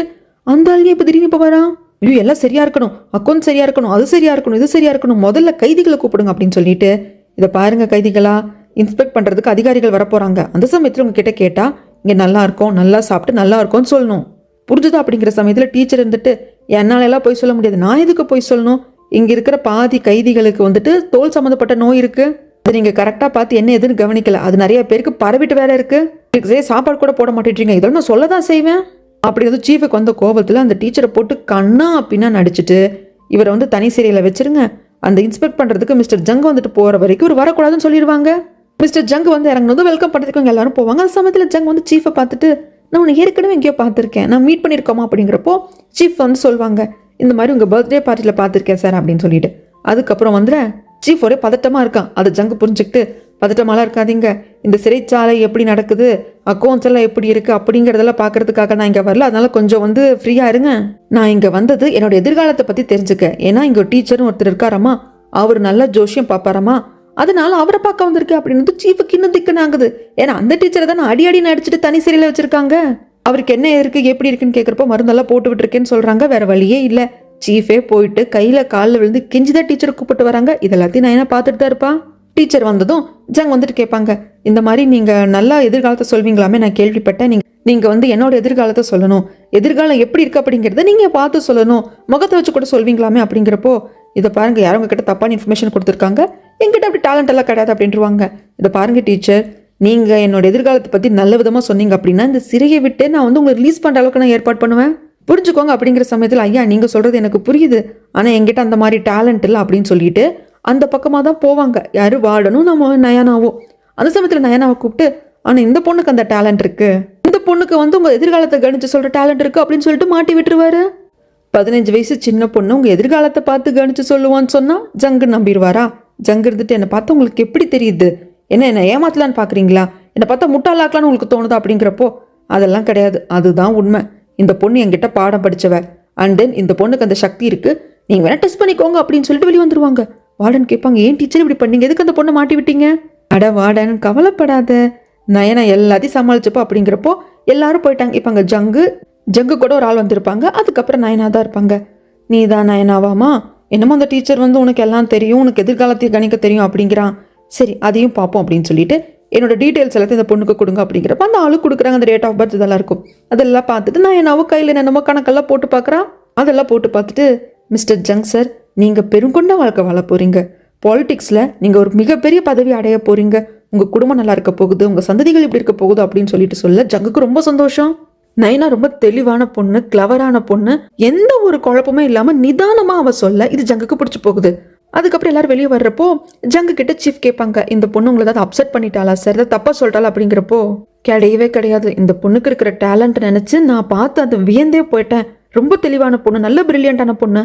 ஆமாம், இந்த பொண்ணுக்கு 15 வயசு சின்ன பொண்ணு, இவளுக்கு சிறையில் என்ன வேலை அப்படின்னு கேட்குற சமயத்தில் அதே கதையை தான் சீஃபு சொல்கிறாங்க. ப்ரெக்னெண்ட்டாக இருக்கக்கூடிய ஒரு கைதி வந்து குழந்தை பெற்று போட்டு செத்து போயிட்டாங்க, இங்கே இருக்கிற ஒரு பெண் கைதி தான் வந்து பால் கொடுத்து வளர்த்தாங்க அப்படிங்கிறது எல்லாத்தையும் சொல்கிறாங்க. எல்லாரும் வந்து இந்த பொண்ணை துரத்திடுங்க, இந்த பொண்ணு இங்கே வைக்கக்கூடாதுன்னே சொன்னாங்க சார், நான் தான் இந்த பொண்ணோட நல்லக்காக வச்சுருக்கேன், சின்ன பொண்ணு எப்படி சார் வெளியே அனுப்ப முடியும் அப்படின்னு எல்லாம் கேட்குற சமயத்தில் மற்றவங்களாம் ஆடாங்கப்பா என்ன நடிப்பு, 10 நாள் டைம் கொடுத்து இந்த பொண்ணை தொட்ட சொன்னவனே வந்தானா அப்படின்னு பார்த்துக்கிட்டே இருக்கிறப்போ சீஃப் சொன்னதெல்லாம் கேட்ட ஜங்க் இருந்துட்டு, வெரி குட், நல்ல முடிவு எடுத்திருக்கீங்க, இந்த பொண்ணு நீங்கள் வந்து மற்றவங்க பேச்சை கேட்டு வெளியே அனுப்பாமல் இருந்தது ரொம்ப நல்லது, இந்த பொண்ணுக்கு நிறைய கிஃப்ட் ரிவார்டு கொடுக்கணும்னு நினைக்கிறேன், நான் வந்து என் வீட்டுக்கு போயிட்டு ஆட்கள் கிட்ட சொல்லி விடுறேன், அப்போ இந்த பொண்ணை என் வீட்டுக்கு அனுப்புங்க, என் மனைவியும் மகளும் கூட உங்களை பார்க்கணும் அப்படின்னு சொல்லிட்டு வந்துருவாரு. அதுக்கப்புறமாக இந்த சீஃப் வந்து நயனாவை கூப்பிட்டு விட, அந்த சீஃபுக்கு ஜிங்ஸா அடிக்கிற அந்த ஆஃபீஸர் மட்டும்தான் கூட இருப்பாங்க. வந்தது நயனா கிட்ட, இதுக்கப்புறமாக இந்த ஜெயிலே நீ இருந்துக்கலாமா, வெளியெல்லாம் போக வேண்டிய அவசியமே கிடையாதுமா, ஏன்னா மிஸ்டர் ஜங்கோட மனசே வந்து நீ ஜெயிச்சிருக்க, அவரே உன்னை பாராட்டிருக்காரு அப்படின்னா நீங்க இருந்துக்கலாம் அப்படின்னதும் நம்ம நயனாக்கும் ரொம்ப சந்தோஷம், வார்டனுக்கும் ரொம்ப சந்தோஷம், இந்த கிச்சன்ல இருக்கிற லேடிக்கும் ரொம்ப ரொம்ப சந்தோஷம். நயனாக்கும் சந்தோஷம் இல்லாம இல்லை, நயனாக்கும் சந்தோஷம் தான். ஆனா சந்தோஷத்தை விட வார்டன் சார் நீங்க பணத்தை எப்படி புரட்டுவீங்க அப்படிங்கிறப்போ, நயனா நீ வந்து தப்பிச்சுட்ட, இங்கேயே இருக்க போற, அது எனக்கு போதும், என்னை பத்தி நான் பாத்துக்கிறேமா அப்படின்னு சொல்லிட்டு வந்துருவாரு. அதுக்கப்புறமாக்க டீச்சருக்கு சாப்பாடு கொடுக்கறதுக்காக நயனா வருவா. நயனா மிஸ்டர் ஜங்குக்கு என்னம்மா வந்து எதிர்காலத்தை சொன்ன அப்படிங்கிறப்போ அவர் டேட் ஆஃப் பர்த்தில் கொடுத்தாரு. நான் கணிச்சேன். அந்த கணிச்சதுல என்ன தெரியுமா தெரிய வந்தது, இந்த ஆள் இப்போ நல்ல செல்வாக்கா இருக்கான், ஆனால் அந்த செல்வாக்கோட அவன் சாக மாட்டான், டார்ச்சர் பண்ணி இவனை வந்து அணுவணுவை சித்திரவதை பண்ணி ஒரு மரணம் தான் இவனுக்கு கிடைக்கும். எந்த அளவுக்கு இப்போ பதவியோடு இருக்கானோ அதெல்லாம் அழிஞ்சு டார்ச்சர் பண்ணி இவன் சாமா. இவன் மட்டும் கிடையாது, இவனோட மனைவி, இவன் குழந்தைங்க, இவன் கூட பிறந்தவங்கன்னு எல்லாருமே டார்ச்சர் அனுபவிச்சு தான் சாவாங்க. அதை நான் கணிச்சிட்டேன் டீச்சர் அப்படிங்கிறப்போ, இப்படியே தான் ஜங்கு கிட்ட சொன்னியான்னு கேட்குறாங்க. சேச்சே, நான் ஜங்கு கிட்ட வேற விதமா, நீங்கள் நல்லா இருப்பீங்க, ரொம்ப ரொம்ப நல்லா இருப்பீங்க, நான் இந்த மாதிரி இந்த ஜோஷி சம்மந்தப்பட்ட புக்கெல்லாம் படிச்சிருக்கேன் அப்படின்ட்டு அது எல்லாத்தையும் மேற்கோள் காட்டி அப்படிதான் சொன்னேன் அப்படிங்கிறப்போ, வெரி குட், கிளவரான பொண்ணு, அப்படிதான் அவங்ககிட்ட பேசணும். அவங்க அக்கா ராணியா இருக்கா அப்படிங்கிற ஒரே காரணத்துக்காக ரொம்ப ஆட்டம் கட்டிட்டு இருக்கான் அப்படின்னு சொல்லிட்டு இவங்களுக்குள்ள பேசிட்டு இருப்பாங்க. அதுக்கப்புறமாங்க இந்த ஜெயிலில் ஒரு கேங்ஸ்டர் மாதிரி ஒருத்தர் இருப்பாருங்க. அவரை வந்து பார்க்குறாரு வார்டன். தனியாக கூப்பிட்டு, இந்த மாதிரி எனக்கு ஒரு 300 ரூபாய் வேணும், ஏன்னா 200 ரூபாய் ஏற்கனவே ரெடி ஆயிடுச்சு, அது எப்படின்னு பார்த்தோம், 500 பலூன் 300 ரூபாய் ஷார்ட்டேஜ் ஆகுது, அது எனக்கு வேணுங்கிறப்போ 300 ரூபாவா, எதுக்கு நான் இப்போ கேட்குறேன், என்கிட்ட காசெல்லாம் இல்லை, ப்ளீஸ் கொடுங்க, உங்ககிட்ட காசு இருக்குன்னு எனக்கு தெரியும், நீங்கள் அதுக்கு பரிபகாரமாக என்ன கேட்டாலும் செய்கிறேன் அப்படிங்கிறப்போ, அதுவும் நாளைக்கே வேணும் அப்படின்னதும் கடைசியில் இவர் வந்துட்டு சரி, ஆனால் நான் என்ன கேட்டாலும் எனக்கு நீ அந்த ஹெல்ப் பண்ணணும், நாளைக்கு இந்த இடத்துல போய் ஒரு ஆளை பாரு, அவன் உனக்கு காசு கொடுப்பான்னு சொல்லிடுவாங்க. அடுத்த நாள் அங்கே போய் பார்த்து அந்த 300 ரூபாய் வாங்கிட்டு ஓடி வந்துட்டு இருக்காரு. ஆனால் அதுக்குள்ளே எங்கள் அக்கௌண்ட்ஸில் சீஃப் செக் பண்ண ஆரம்பிச்சிட்டாங்க. அதில் 300 ரூபாய் ஷார்ட்டேஜ் ஆகுது. ஏன்னா 200 ரூபாய் ஏற்கனவே இந்த பணம் கிடைச்சதுனால அந்த அமௌண்ட்டை கொண்டு வச்சிருந்திருப்பார். 300 ரூபாய் ஷார்ட்டேஜ் ஆகுது. அக்கௌண்ட்ஸ் எல்லாம் பார்த்துக்கிறது யாரு, அந்த வார்டனை கூப்பிடுங்க அப்படிங்கிறப்போ ஒரு திபர் ஓடி வந்து, ஐயா வந்துட்டேங்க ஐயா அப்படிம்பாங்க. சட்டை பிடிக்கிற சமயத்தில், ஐயா சீஃப் ஐயா, பணம் எடுக்கிறதுக்கு தாங்க ஐயா வீட்டுக்கு போயிருந்தேன் அப்படிம்பாங்க. பணம் எதுக்கடா வீட்டில் வச்சேன்னு கேட்கறதுக்கு, இல்லைங்கய்யா அக்கௌண்ட்ஸ் எல்லாம் ஒரு டைம் க்ளோஸ் பண்ணுறதுக்காக நான் அக்கௌண்ட்ஸ் புக்கு வீட்டுக்கு எடுத்துகிட்டு போவேன், ஏன்னா நைட் ரொம்ப லேட் ஆகிடும் இல்லையா, அப்போ எடுத்துகிட்டு போவேன், அந்த மாதிரி சமயங்களில் அக்கௌண்ட்ஸை க்ளோஸ் பண்ணிட்டு பணத்தை நான் வீட்டில் பத்திரமா இருக்கணும்னு வச்சிருவேன், அதை தான் ஏன் எடுக்க போனேன் அப்படிங்கிறப்போ இவங்களும் நம்பிடுறாங்க. பணம் வந்துருச்சு இல்லையா, அதனால விடவும் செஞ்சிடுறாங்க. அதுக்கப்புறம் இந்த கேங்ஸ்டர் தானே பணம் கொடுத்துருப்பாங்க, அவங்க கிட்ட வந்து, ஐயா ரொம்ப நன்றிங்க ஐயா, நான் எப்படியே தப்பிச்சிட்டேன் அப்படிங்கிறப்போ, சரி பணம் கொடுத்துட்டேன், எனக்கு நீ ரிட்டர்ன் ஒரு ஹெல்ப் பண்ணுமே, சொல்லுங்க ஐயா என்ன ஏதுன்னு பண்ணுற அப்படின்னு கேட்குறப்போ, நான் எங்கிட்ட தப்பிக்கணும் ஏற்பாடு பண்ணுங்கிறாங்க. என்னது தப்பிக்கணுமா அப்படின்னு சொல்லிட்டு இவருக்கு திக்குனாகும். ஏன் திக்குனாகிற, நீ அந்த மாதிரி கோல்மால் வேலையெல்லாம் பண்ணுறது எனக்கு என்ன தெரியாமையா இருக்கும், இங்கே இருக்கிற ஒரு கைதி தப்பிச்சு போகணும் அப்படின்னா அந்த கைதிக்கு பதிலாக வெளியிருந்து யாராவது ஒருத்தவங்க வந்து இருந்துக்குவாங்க, அவங்களையும் எப்படி தப்பிக்க வைக்கிற வேலையில பண்ணியிருக்கேல, ஐயோ நான் பண்ணியிருக்கேன் இல்லைன்னு நான் சொல்ல வரல, ஆனால் நீங்கள் மிகப்பெரிய குற்றவாளி, போலீஸ் டிபார்ட்மெண்ட் எல்லாம் வந்து உங்களை ரொம்ப க்ளோஸாக வாட்ச் பண்ணிட்டு இருக்கு, உங்கள் இடத்துக்கு இன்னொருத்தரை வச்சுக்கிட்டு உங்களை வெளியே அனுப்ப முடியாது, மிகப்பெரிய பிரச்சனையாடும் அப்படிங்கிறப்போ, இதை பாரு பணம் வாங்கிட்ட அதெல்லாம் தெரியாது, நீ எனக்கு ஹெல்ப் பண்ணி தான் திரும்ப பணத்தை திருப்பி கொடு அப்படின்னு சொல்லிட்டு டார்ச்சர் பண்ண ஆரம்பிச்சிடுறாங்க. புலியோட வாயிலிருந்து தப்பிச்சு கடைசியில் சிங்கத்தோட வாழை பிடிச்சிட்ட மாதிரி தான் இருக்கு இப்போ வார்டனுக்கு. அதுக்கப்புறமாக நைட்டு எல்லா கைதிகளுக்கும் உணவெல்லாம் கொடுத்துக்கிட்டே வந்துட்டு இருக்கிறப்போ, இந்த கொள்ளை கூட்டத்தோட தலைவன் சொல்லிட்டு ஒருத்தரை வந்து அரெஸ்ட் பண்ணிட்டு வந்திருப்பாங்க இல்லைங்களா, அவர் தனியாக வச்சிருப்பாங்க. அந்த செல்லை தாண்டி போகிறப்போ அந்த பர்சன் கூப்பிடுறாங்க, பாப்பா இங்கே வாமா, நான் யாருன்னு தெரியுமா, தெரியும் நீங்கள் இந்த கொள்ளை கூட்டத்தோட தலைவர், அப்போது உனக்கு அந்தளவுக்கு தெரிஞ்சிருக்குன்னா இன்னும் 4 நாளில் எனக்கு மரண தண்டனைங்கிறது உனக்கு தெரியும் இல்லையா, ஆமாம் தெரியுங்க, எனக்கு ஒரு உதவி பண்ணுறியா, அப்படின்னு எனக்கு பண்ணுற உதவி மூலியமாக உனக்கு என்ன ஹெல்ப் வேணாலும் நான் வந்து உனக்கு கொடுக்குறேன் அப்படின்னு சொல்லிடுவாங்க. அது ரொம்ப யோசிக்கிறேன், நான் என்ன பண்ணலாமா வேண்டாமான்னு சொல்லிட்டு கடைசியில் பண்ணுறதுக்கு ஒத்துக்கிறான். அதன் வகையில் நான் ஒரு லெட்டர் கொடுக்குறேன், அதை நீ கொண்டு போயிட்டு இந்த இடத்துக்கு போனேன்னா அங்கே ஒரு ஒத்த கண்ணை இருப்பார், ஒரு கண்ணில் வந்து துணி கட்டியிருப்பாங்க, அங்கே போயிட்டு நீ அவர்கிட்ட இதை கொடுத்துடணும் அப்படிங்கிறப்ப அதே மாதிரி வர்றான். ஏன்னா அந்த பர்சனை பார்த்துட்டு இந்த மாதிரி உங்ககிட்ட பேசணும், கொஞ்சம் தனியாக வாங்க அப்படின்னு கூப்பிடுறப்ப அந்த ஆளு தனியாக வரான். ஆனால் தனியாக வந்தவன் நயனா கழுத்தில் கத்தி வச்சுடுறான். யார் பாப்பா நீ என்ன எதுன்னு கேட்கறதுக்கு, இந்த மாதிரி உங்க கொள்ளக்கூட்டத்தோட தலைவர் வந்துட்டு ஜெயில இருக்காரு, அவர் தான் வந்துட்டு இந்த லெட்டர் உங்ககிட்ட கொடுக்க சொல்லி அனுப்பிச்சாரு அப்படின்னு சொல்லி லெட்டர் கொடுக்க, அப்படியா இப்போ எங்க தலைவர் எப்படி இருக்காரு அப்படின்னு கேட்குறப்போ, நல்லா தாங்க இருக்காரு, ஏன்னா 4 நாளாக இருக்க மரண தண்டனை அப்படிங்கிறப்போ மற்ற கைதிகளுக்கு கொடுக்கறத விட நல்லாவே சாப்பாடெல்லாம் கொடுத்து பார்த்துப்போம். ஓ அப்படியா சரி, இன்னும் ஏதாவது தகவல் சொன்னாருன்னா வந்து சொல்லு அப்படிங்கிறாங்க. இல்லை இந்த லெட்டர் உங்ககிட்ட கொடுக்குறதன் மூலியமாக எனக்கு ஏதோ காம்பன்சேஷன் மாதிரி கிடைக்கும் அப்படின்னு சொல்லிட்டு உங்க தலைவர் சொன்னாரு அப்படிங்கிறாங்க. சரி பாப்பா நீ இப்போ எதுவாக இருந்தாலும் நாளைக்கு வா அப்படின்னு சொல்லி நயனா அனுப்பிச்சிருவாங்க. நயனாவும் அந்த இடத்த விட்டு வருவா. வந்துகிட்டே இருக்கிறப்போ திடீர்னு போலீஸ் நிறைய பேர் திபுறு அந்த பக்கம் வர்ற மாதிரி இருக்கு. இவளுக்கு டவுட் வருது, ஒருவேளை இப்போ நம்ம போன இடத்துக்கு தான் இவங்க போறாங்களோ அப்படின்னு வந்து பார்த்தா, எஸ் இங்கே தான் வராங்க. இப்போ அரெஸ்ட் பண்ணியிருக்கிற அந்த கொள்ளைக்கூட்ட தலைவனோட ஆட்கள் இங்கே இருக்காங்கன்னு தெரிஞ்சுதான் போலீஸ் வந்தாங்க போல இருக்கு. எல்லாரையும் அடிச்சு உடைச்சு கடைசியில் அந்த ஒத்த கண்ணனையும் அடிச்சு கொண்டுடுறாங்க. இது எல்லாமே நயனாவோட கண்ணு முன்னாடி நடக்குது. நயனா இதை பார்த்துட்டு இருக்கா அப்படின்னு இருக்கிறப்ப தான் அந்த உயிரே போகும் அந்த ஒத்த கண்ணு பர்சனுக்கு. இது அப்படி இந்த தலைவர்கிட்டையும் ஜெயில வந்து சொல்றா. அவர் மனசே விட்டு போயிடுறாரு, என்னடா இது இப்படி ஆயிடுச்சு அப்படின்னு சொல்லி. நயனா இந்த ஜெயிலில் இருக்கிற இந்த மாதிரி ஹெல்ப் எல்லாம் இங்கே இருக்கிற கைதிகளுக்கு எல்லாம் பண்ணிட்டு தான் இருப்பா. அதன் வகையில் அவளுக்கு கொஞ்சம் பணம் கிடைக்கும். அந்த பணத்தை அவள் சேர்த்து வச்சுக்கிட்டு வருவா. ஆனால் இந்த வாட்டி லெட்டர் கொடுத்த அந்த பர்சன் இறந்து போனது, அதை கேட்ட தலைவர் அப்படியே ஒடிஞ்சு போய் உட்காந்தது அப்படிங்கிறது நயனாவை கொஞ்சம் டிஸ்டர்ப் பண்ணிடுது. அடுத்த நாள் நயனா வந்து கூப்பிட்டு விடுறாரு சீஃப். ஏன்னா அந்த ஜங் வந்துட்டு என் வீட்டுக்கு நயனாவை கூப்பிட்டு வாங்க அப்படின்னு சொல்லிட்டு ஆள் அனுப்பிச்சிருப்பாங்க. ஜங்கோட வீட்டுக்கு கூப்பிட்டு வர சமயத்தில் அங்கே நிறைய பேர் இருப்பாங்க. நயனா அது எல்லாத்தையும் கொஞ்சம் வித்தியாசமாக பார்க்குறா. என்ன பாப்பா பார்க்குற, ஏன்னா இத்தனை பேர் இங்கே வெயிட் பண்ணிட்டு இருக்காங்கன்னு பார்க்குறியா? இவங்க எல்லாருமே எங்கள் ஜங் சாரை பார்க்கறதுக்காக தான் வெயிட் பண்ணிட்டு இருக்காங்க. இந்த நாட்டிலிருந்து பல இடத்துல இருந்து நிறைய பேர் வருவாங்க அவர்கிட்ட பேசுறதுக்கு, உதவி கேட்கறதுக்கு அப்படின்னு சொல்லிட்டு நான் உள்ளே கூப்பிட்டு வராங்க. அப்போதான் ஒரு லேடியை காட்டுவாங்க. அந்த லேடி குளிக்கிறதுக்கு எல்லாம் ரெடி ஆகிட்டு இருக்கு. இந்த லேடி யாருன்னு தெரியுதாங்க? எபிசோட் 1ல் ஃபர்ஸ்ட் டைம் ஜெயிலுக்குள்ளே ரூபான்னு ஒரு லேடியை பார்த்தோம் இல்லையா, அந்த லேடி தான் இவங்க. குளிக்கிறதுக்கு அந்த தொட்டிலாம் ரெடி பண்ணி வச்சிருக்காங்க. அதில் இந்த ரூபா இறங்கி குளிச்சுட்டு இருப்பா. அப்போ வந்துட்டு ஒரு மெய்டு வருவாங்க. வந்துட்டு மேடம் நான் கொண்டு வந்துட்டேன் அப்படிங்கிறாங்க. கொண்டு வந்துட்டியா? இந்த தண்ணியில் அதை கலக்கு அப்படிங்கிறாங்க. அது வேற எதுவும் இல்லைங்க, பால் தான். அதுக்கப்புறமாக கிச்சனில் சில லேடிஸ் எல்லாம் பேசிப்பாங்க. அரசரே பாலை வந்துட்டு ரொம்ப விலை மதிப்புள்ள பொருளாக தான் பார்ப்பாங்க, சாப்பாடோட தான் சேர்த்துப்பாரு. ஆனால் இந்த அம்மா ரூபா என்னடானா தண்ணியில் கலக்கி குளிக்கிறா, இதெல்லாம் எங்கிட்டு போய் சொல்கிறதோ அப்படின்ட்டு இவங்களுக்கு அப்படியே பேசிக்கிட்டே இருப்பாங்க. அப்போ குளிச்செல்லாம் முடிச்சுட்டு ரூபாவே வந்துடுவாங்க. இவங்க இந்த கிச்சனை இப்போ தான் ரெனோவேட் பண்ணி நல்லா பெருசுப்படுத்தி கட்டியிருக்காங்களா. ஏன்னா இவங்க ஹஸ்பண்ட் தாங்க ஜங்கு நம்ம ரூபா கல்யாணம் பண்ணிக்கிச்சு. என் ஹஸ்பண்ட் ஜங்கை பார்க்கறதுக்கு இங்கே நிறைய பேர் வருவாங்க. ஸோ அவங்களுக்கு எல்லாம் விருந்து ஏற்பாடு பண்ணுவோம் இல்லையா, ஸோ அதுக்காக தான் அப்படின்னு சொல்லிட்டு அங்கே எல்லாத்தையும் சொல்லிட்டே இருக்காங்க, இன்ஸ்ட்ரக்ஷன் கொடுத்துட்டு இருக்காங்க. அதுக்கப்புறமாக நம்ம நயனா வந்துட்டு இந்த ரூபாவை வந்து பார்க்க வருவாங்க. ரூபா கூப்பிட்டு இந்த மாதிரி ஹஸ்பண்ட் ஜங் சொல்லி கேள்விப்பட்டு உன்னை பற்றி புகழ்ந்து தள்ளிட்டாரு, நீ அவரோட எதிர்காலத்தை நல்லா பார்த்து கணிச்சு சொன்னியாமே, என்னோட எதிர்காலத்தையும் சொல்றேன் அப்படின்னு சொல்லிட்டு டேட் ஆஃப் பர்த் எல்லாம் கொடுக்க, நம்மளோட நயனா பற்றி நம்மளுக்கு தெரியும் இல்லையா, அப்படியே சும்மா கணிக்கிற மாதிரி கணிச்சு உண்மையை சொல்றது இல்லை, பயங்கரமாக புகழ்றாங்க. உங்களால தான் வந்து மிஸ்டர் ஜங் சாரே நல்லா இருக்காரு, நீங்கள் அவருக்கு பேக் போன் மாதிரி அப்படி இப்படின்னு சொல்லிட்டு பயங்கரமாக புகழ்வாங்க. அந்த சமயத்தில் இன்னொரு பொண்ணு வருவா. அந்த பொண்ணுக்கு நம்ம நயனா வயசு ஒரு 15 வயசு தான் இருக்கும். அந்த பொண்ணு வந்துட்டு அம்மா அப்படின்னு சொல்கிறத வச்சு தெரிஞ்சு போச்சு, அந்த ஜங்குக்கும் இந்த ரூபாவுக்கும் பிறந்த பொண்ணு தான் இது அப்படின்னு சொல்லிட்டு. இந்த பொண்ணோட பேர் வந்து ஷினி பாரு, இந்த பொண்ணு உன்னோட எதிர்காலத்தை கண்டிப்பாக நல்ல விதமாக சொல்லுவா, எனக்கு அந்த நம்பிக்கை இருக்குது. ரொம்ப தெளிவான கிளவரான கிளியரான பொண்ணு, உன் அப்பாவுக்கும் சொல்லியிருக்கா, எனக்கும் சொல்லியிருக்கா, உனக்கும் சொல்லுவா அப்படிங்கிறப்பாம்மா. எனக்கு இதெல்லாம் வந்து விருப்பம் கிடையாது, இதெல்லாம் வந்து நீ நம்பு, எனக்கு பிடிக்காது அப்படிங்கிற சமயத்தில் நம்ம நயனா அப்படியே குறுகுறுன்னு அந்த ஷினியை பாப்பா. ஏன் என்ன அப்படி பார்க்குற அப்படின்னு கேட்குறதுக்கு உங்கள் முகத்தை வச்சே சொல்ல முடியும். வட்டமாக இருக்கிற கண்கள், அழகான புருவம், நேர்த்தியான நெத்தி, நல்ல மூக்கு, முகலட்சணத்தை வச்சு பார்க்குறப்போ நீங்கள் ஒரு பெரிய நோபல் பர்சனை தான் கல்யாணம் பண்ணிப்பீங்க அப்படி நல்லா சொல்லி புகழ்ந்து தள்ள. இது ஷினிக்கு பிடிச்சதோ இல்லையோ, ஆனால் ரூபாக்கு பிடிச்சிருக்கு. அதனால நம்ம நயனாக்கு நல்ல ட்ரெஸ் கொடுக்குறாங்க. அதாவது பெரிய இடத்து பொண்ணுங்க ட்ரெஸ் பண்ணிக்கிற மாதிரி தான் ட்ரெஸ் பண்ணிட்டு வருவா. அப்போ தான் வந்துட்டு இந்த மாதிரி இந்த கிஃப்ட்டையும் வச்சுக்கோமா அப்படின்னு சொல்லி கொடுப்பாங்க. இந்த ட்ரெஸ்ல ரொம்ப டிஃப்ரெண்ட்டாக இருக்குது அப்படின்னு சொல்லுவாங்க. இப்படி சொல்கிறது வேற யாரும் இல்லைங்க, ரூபாவோட அண்ணா. ரூபா கூடவே தான் இருப்பார். இவர் நான் அண்ணானே சொல்கிறேன். இந்த மாதிரி இந்த கிஃப்ட்டையும் வச்சுக்கோ, இது மிஸ்டர் ஜங் வந்து உனக்கு கொடுக்கறதுக்காக சொன்ன ரிவார்டு. ட்ரெஸ்ஸு வந்து ரூபா மேடம் தானே கொடுத்தாங்க, நல்லா இருக்குல்ல அப்படின்னு பேசிகிட்டே இருக்காங்க. அப்புறம் இன்னொன்று பாப்பா, உனக்கு இந்த இடம் பிடிச்சிருக்கு அப்படின்னா இங்கேயே நீ வேலை செய்கிறதுக்கு நான் ஏற்பாடு பண்ணுறேன். ஏன்னா நீ சின்ன பொண்ணு, வாழ வேண்டிய பொண்ணு, அந்த ஜெயிலில் இருக்கிறது நல்லாவா இருக்குது, உனக்கு ஓகேனா சொல்லு, இங்கே வேலை செஞ்சேன்னு வச்சுக்கோ. அதாவது மிஸ்டர் ஜங்கோட வீட்டில் நீ வேலை செய்கிற அப்படிங்கிறப்போ உனக்கு தனி மரியாதை இருக்கும், யாரும் உங்ககிட்ட வாழாட்ட மாட்டாங்க. மிஸ்டர் ஜங்கோட வீட்டு நாயை கூட யாரும் வந்து பகச்சிக்க மாட்டாங்க, உனக்கும் பாதுகாப்பாக இருக்கும். என்ன சொல்கிற அப்படின்னு கேட்குறாங்க. எல்லாத்தையும் மனசில் வச்சுக்கிட்டு யோசிச்சு சொல்லுன்னு சொல்லுவாங்க. நம்ம நயனா கேட்பா, அப்படி எனக்கு நீங்கள் வேலை போட்டு கொடுக்குறீங்க, நீங்கள் என்ன வேலை போட்டு கொடுப்பீங்க அப்படின்னு கேட்குறப்போ, இந்த மாதிரி ரூபா அவங்களோட பொண்ணுக்கு வந்து நீ மெய்டாக இருக்கலாம், இல்லைன்னா ரூபா அவங்களுக்கே நீ மெய்டாக இருக்கலாம், இல்லைன்னா கிச்சனில் ஏதாவது வேலையாக இருக்கலாம் அப்படின்னு சொல்லுவாங்க. எல்லாத்தையும் மனசில் வச்சுட்டு நயனா வரா. ஏன்னா எல்லாருக்கும் ஒரு ஆசை இருக்கும் இல்லையா, பெட்டரான இடத்துக்கு போகணும் அப்படிங்கிறது. ஸோ இவளுக்கு பிடிச்சிருக்கு. ஓகே, நம்மளை ஜெயிலை தாண்டி ஒரு வாழ்க்கை இல்லைன்னு நினச்சோம், பட் ஜெயிலை தாண்டி நம்மளுக்கு இந்த ஒரு வீட்டில் ஒரு மெய்டாக வேலை கிடைக்குதுன்னா கூட ஓகே அப்படிங்கிற மாதிரி சந்தோஷமாக வருவா. ஆனால் யாரும் அங்கேருந்து நயனாவை கடத்திட்டு போயிடுறாங்க. இங்கே நைட்டாயும் நயனா வரல அப்படின்னதுக்கு அப்புறமாக தான் ஜெயிலில் வார்டன்லேருந்து மற்றவங்கெல்லாம் நோட்டீஸ் பண்ணுறாங்க. என்ன பண்ணுறதுன்னு தெரியல. இந்த மாதிரி ஜங்கோட வீட்டுக்கு தான் போனா, அங்கே போயிட்டு தான் திரும்பி வரல அப்படின்னதும் ஜங்கோட வீட்டுக்கு வந்து என்ன ஏதுன்னு கேட்கறதுக்கு ஜங் வந்து அண்ணனை பார்த்து கேட்குறாங்க. அண்ணன் இருந்துட்டு இல்லையா, அந்த பொண்ணு வந்தது கொஞ்சம் நேரம் இருந்துச்சு, ட்ரெஸ் எல்லாம் கொடுத்தாங்க ரூபா, அதை போட்டுக்கிச்சு, நான் ஜங் சார் கொடுத்த கிஃப்ட்டும் கொடுத்தா வாங்கிட்டு போயிடுச்சு அப்படிங்கிறாங்க.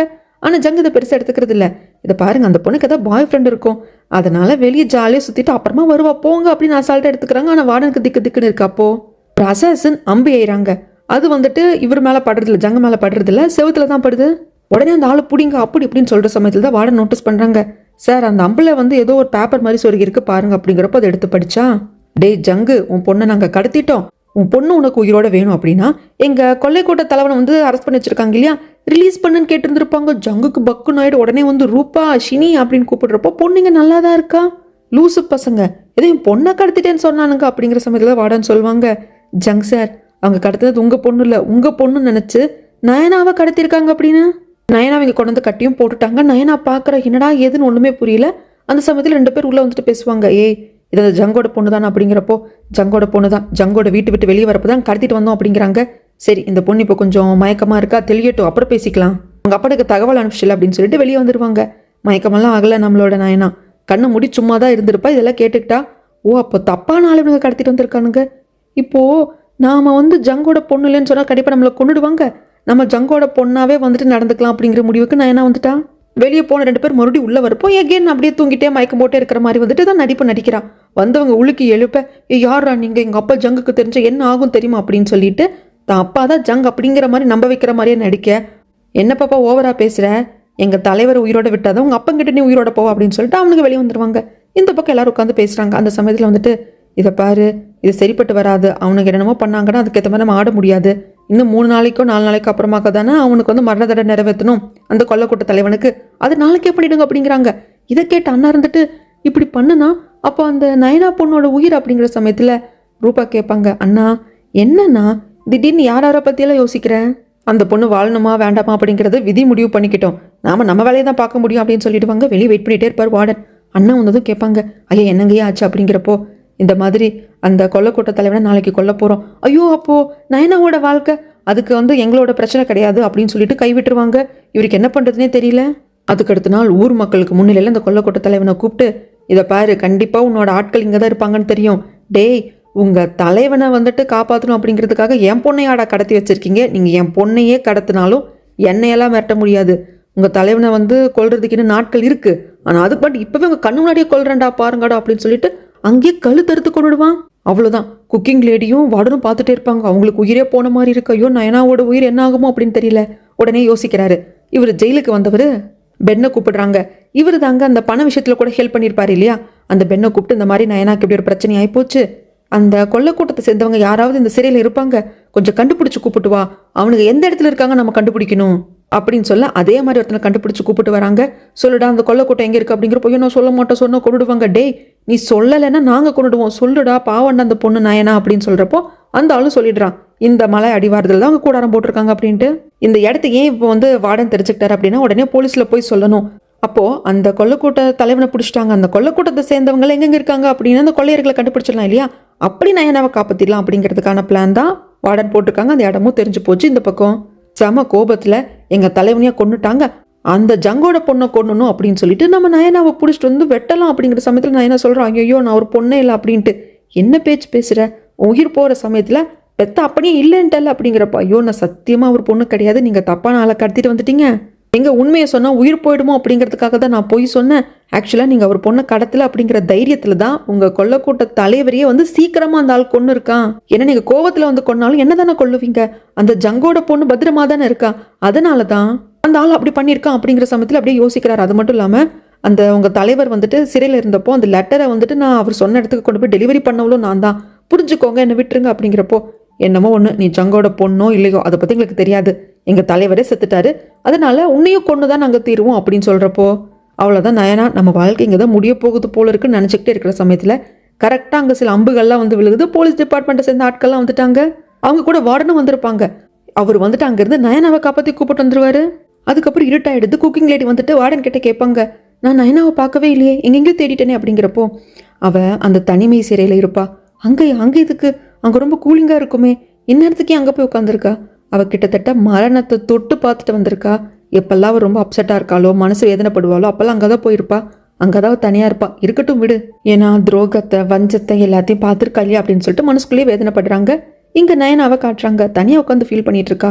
அவள் ஃபீல் பண்ணுறது கிட்டத்தட்ட சாவை நெருங்கிட்டு வந்துட்டோம் அப்படிங்கிறது மட்டும் கிடையாதுங்க, அவளால் ஏற்றுக்க முடியாதது என்ன அப்படின்னா, அங்கிருந்து தப்பிச்சு வந்ததும் ஜங்கு கிட்ட தான் கூப்பிட்டு வந்துருப்பாங்க. ஜங்கு இருந்துட்டு என் பொண்ணுக்கு பதில் உன்னை கடத்திட்டாங்கம்மா, ஆனால் நல்ல வேலை நீயும் வந்து எந்த ஒரு பிரச்சனையும் இல்லாமல் உயிர் சேதம் ஏற்படாமல் வந்தது சந்தோஷம் தான் அப்படிம்பாங்க. பக்கத்தில் இருக்கிற ரூபா இருந்துட்டு உன்னோட உயிரை காப்பாற்றினதே ஜங்க் சார் தான், அவருக்கு நீ கடமைப்பட்டிருக்கணும் அப்படிங்கிறப்போ கேட்குற வார்டனுக்கு எப்படி இருக்கும்.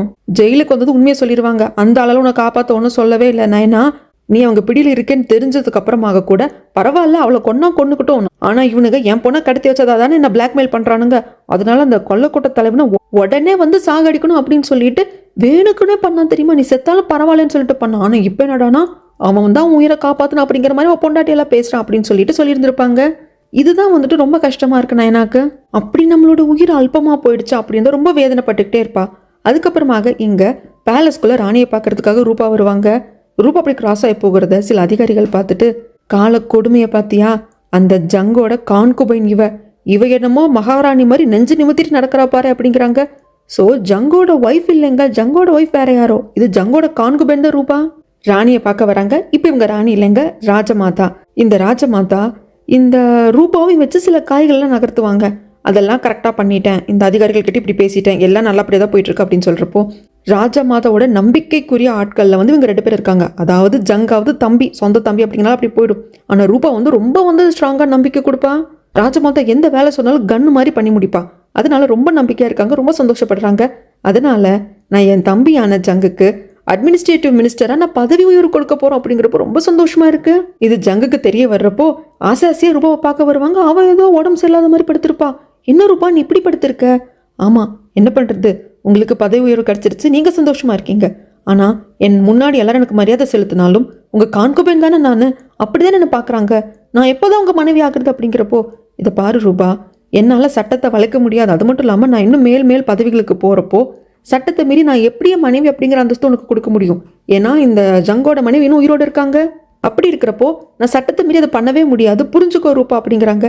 இதை பாருங்க, என்னதான் நான் உங்கள் பக்கத்தில் நின்று உங்களுக்கு உறுதுணையாக இருந்து, ராஜமாதா உறுதுணையாக இருந்து எல்லாம் பண்ணாலும் என்னை வந்து உங்கள் கான்குபைனாக தான் பார்க்குறாங்க, இலக்காரமாக தான் பார்க்குறாங்க. எனக்கு உங்கள் மனைவி அப்படிங்கிற அந்தஸ்து வேணும், எனக்கு அந்த அதிகாரம் வேணும் அப்படின்ட்டு ரொம்ப உறுதியாக இருக்கா. இந்த பக்கமாக ஜெயிலில் தான் காட்டுறாங்க. நம்ம நயனா வேலை செஞ்சுட்டே இருக்கிறப்போ ஒரு கைதி, இந்த கைதியோட பேர் வந்து தேவன் வந்துட்டு, இந்த மாதிரி இந்த சிறையில் இருக்கிற கைதிகளுக்கு நீ ஏதாவது உதவி பண்ணுவியாமே, அதன் வகையில் நீ வந்து அவங்க கிட்ட பணம் வாங்கிப்பியாமே, எனக்கும் அதான் பண்ணுவியா அப்படின்னு கேட்குறப்போ, எல்லா கைதிகளுக்கும் பண்ணுவேன், உங்களுக்கு பண்ண முடியாது. ஏமா என்னை பார்த்தா மட்டும் ஏன் உனக்கு அப்படி, ஏன் சரி என்னதான் வேணும் சொல்லுங்க அப்படிங்கிறப்போ, எனக்கு ஒரு கோடாரி, பெரிய கோடாரி வேணும் அப்படிங்கிறாங்க. என்னை பார்த்தா எப்படி இருக்கு, அந்த கோடாரி நான் கொண்டு வந்து கொடுத்து அதன் வகையில் நீங்கள் தப்பிச்சு போயிட்டீங்க அப்படின்னா நான் மாட்டிக்கிறதுக்கு அப்படிங்கிறாங்க. தப்பிச்சு போகிறதுக்கு இல்லை பாப்பா, அந்த கோடாரி வச்சு ஒருத்தனை கொள்றதுக்கு. நான் சும்மா சொன்னேன், கோடாரி கிடைக்குமா அப்படின்னு சொல்லிட்டு தேவன் கலாட்டா பண்ணுறாங்களா, சீரியஸாக கேட்குறாங்களான்னு தெரியல. ஆனால் அதெல்லாம் முடியாது அப்படின்னு சொல்லிட்டு அங்கிருந்து நான் என்ன வந்துடுவாங்க. அதுக்கப்புறமாக ஒரு கேங்ஸ்டர் கிட்ட இருந்தானே ஒரு 300 ரூபா வாங்கியிருப்பாரு நம்மளோட வார்டன். அதுக்கு அந்த கேங்ஸ்டரை என்னை தப்பிக்க வைக்கணும்னு சொல்லியிருப்பான். அதுக்கு ஒரு 3 நாள் டைமும் கொடுத்துருப்பான். 3 நாள் முடிஞ்சு போச்சு. அதனால இப்போ வார்டனை கூப்பிட்டு, இன்னும் நீ என்ன தப்பிக்க வைக்கல அப்படின்னு சொல்லிட்டு வார்டனை அடின்னு அடிச்சு அனுப்பிச்சு வச்சிருவாங்க. இப்படி காயப்பட்டு இருக்கிறவரை பார்த்துட்டு நான் என்ன ஏதுன்னு விசாரிக்கிறதுக்கு அவர் எதுவும் சொல்றதே இல்லை. குக்கிங் லேடி கிட்ட வந்து கேட்குறப்ப அவங்க எல்லாத்தையுமே சொல்றாங்க, காசு வாங்கினது, தப்பிக்க வைக்கிறது அப்படிங்கிறது எல்லாத்தையும். என்ன பண்றதுன்னு தெரியல. டீச்சர் கிட்ட வந்து நான் வந்து ஒரு அட்வைஸ் கேட்குறா. இப்போ நான் சொன்ன பிரச்சனையை வச்சு எனக்கு ஒரு ஐடியா கொடுங்களே வார்டனை காப்பாற்றுறதுக்கு அப்படிங்கிறப்போ, முள்ளாட எடுக்கணும், கெட்டவனை வச்சு தான் அழிக்கணும், இதை வச்சு யோசிப்பாப்பா அப்படின்னு சொல்லிட்டு அவர் போயிடுவார். இதை யோசிச்சுக்கிட்டே இருக்கிறப்போ ஏன் தேவோன் வந்து, ஆமாம் பாப்பா நான் கேட்டேன் இல்லையா பெரிய கோடாரி வேணும்னு சொல்லிட்டு, நீ கண்டிப்பாக அது கொடுக்க முடியாது, அது எனக்கு புரிஞ்சு போச்சு, ஆனால் எனக்கு இன்னொரு ஹெல்ப் பண்ணுறியா, செல் நம்பர் 3ல வந்து என்னை மாற்றி விடுறியா அப்படின்னு கேட்குறாங்க. அந்த இடத்துக்கா யாரும் அங்கே போகிறதுக்கு விரும்ப மாட்டாங்களே. அந்த செல் நம்பர் 3ல அந்த கேங்ஸ்டரோட ஆட்கள் தான் சரி தண்ணி அனுபவிச்சுட்டு இருக்காங்க. அங்கே எதுக்கு நீங்கள் போகணுங்கிறீங்க, எல்லாம் தெரியும், மாற்றி விடு அப்படின்னு சொல்லி கேட்குறாங்க. நம்ம நயனாக்கு டீச்சர் சொன்னதான் ஞாபகம் வருது. அந்த கேங்ஸ்டர் பெரிய அடியாள், அவனை அடித்து நம்ம வீழ்த்த முடியாது. சமயங்களில் ஒருத்தரை நேருக்கு நேர் இருந்து சந்திக்க முடியல அப்படின்னா கூட வேற மாதிரி யோசிக்கணும். அதான் கத்திக்கு கத்தி முள்ளால எடுக்கிறது. இப்படி க்ளூ கொடுத்துட்டு போனார் இல்லையா டீச்சர், அதை யோசிக்கிறப்போ நயனா ஒரு முடிவுக்கு வரா. சரி அந்த செல்லுக்கு நான் உங்களை போடுறேன், அதுக்கு பதிலாக நீங்கள் எனக்கு ஒரு ஹெல்ப் பண்ணணும் அப்படின்னு சொல்லிட்டு கேட்குறாங்க. அது என்னன்னு தெரியல, கால் தான் சொல்லியிருப்பாங்க. அதுக்கப்புறமாக அந்த கேங்ஸ்டர் இருக்கிற செல்லுக்கும் வந்துட்டு தேவோனை மாற்றிட்டாங்க. அங்கே தேவோன் வந்ததும் அந்த கேங்ஸ்டரோட ஆட்கள்லாம் இருந்துட்டு, டே எந்திரடா, மரியாதை செலுத்துடா அப்படி இப்படிங்கிறப்ப அவங்க எல்லாரையுமே தேவோன் போட்டு சகட்டு மீனி கடிச்சிருவாங்க. இதில் அதே இந்த கேங்ஸ்டர் பொறுமையாக வந்து எதுவுமே கண்டுக்காத மாதிரி தான் உட்காந்துட்டு இருப்பான். அதுக்கப்புறம் எல்லாரும் அமைதியாக இருங்க, அதான் அவங்ககிட்ட அடி வாங்கிட்டீங்களா அப்படின்னு இந்த கேங்ஸ்டர் திரும்ப, ஏதோ இந்த கேங்ஸ்டர் இப்போதான் புதுசாக பார்க்குற மாதிரி, ஐயா நீங்களா, ஐயா நீங்கள் தான் எனக்கு குரு, உங்கள் செல் தான் நான் இருக்கேங்கிறது எனக்கு பெருமை அப்படின்ட்டு தேவோன் பயங்கரமாக ஐஸ் வைப்பா. இது எல்லாத்தையும் நம்ம நயனாவும் பார்த்துக்கிறாங்க. நயனா இருக்கா இல்லையா, வியூகம் வகுத்துக்கிட்டே இருப்பா, ஒரு ஸ்ட்ராட்டஜியை ப்ளே பண்ணிக்கிட்டே இருப்பா.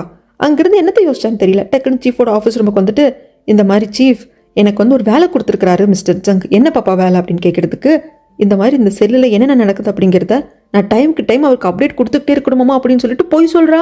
சீஃப் வந்துட்டு கேட்பாங்க, எதுக்காக ஜங்க் சார் அப்படி உங்ககிட்ட சொல்ல சொன்னார்? ஏன்னா இந்த சிறையில் நிறைய கம்ப்ளைண்ட்ஸ் எல்லாம் வருதான், அதனால தான் என்ன நடக்குது ஏது நடக்குது அப்படிங்கிறது அடிக்கடி என்கிட்ட வந்துட்டு சொல்லுன்னு சொல்லி என்கிட்ட சொன்னார். பட் என்னதான் இருந்தாலும் உங்ககிட்ட இன்ஃபார்ம் பண்ணாமல் போய் சொல்கிறது தவறு இல்லையா, அதனால தான் சார் உங்ககிட்ட சொல்ல வந்து அப்படிங்கிறப்ப சீஃபுக்கு, வெரி குட் பாப்பா, இப்படி தான் இருக்கணும். ஆமாம் இப்போ ஏதாவது பிரச்சனை உனக்கு தெரிஞ்சது அப்படிங்கிறப்போ, ஆமாம் சார் ஒரு கேங்ஸ்டர் இங்கே கைதியாக இருக்கான், அவன் மற்ற கைதிகளெல்லாம் புள்ளி பண்ணிட்டு இருக்கான் அப்படின்னு சொல்ல, சரி பாப்பா அது என்னது நான் பார்த்துக்கிறேன், நீ வந்து ஜங்க் சாய் கிட்ட ஒன்றும் சொல்லாத அப்படின்ட்டு அந்த செல்லுக்கு வராங்க. செல்லுக்கு வந்து அவன் நல்லா விருந்து சாப்பாடுலாம் வச்சுருக்கான். இதெல்லாம் என்ன ஏதுன்னு சீஃப் கேட்குற சமயத்தில் அந்த கேங்ஸ்டர்லாம் வந்து கல் மாதிரி தான் இருக்க, ஆன்சர் பண்ணுறது கிடையாது.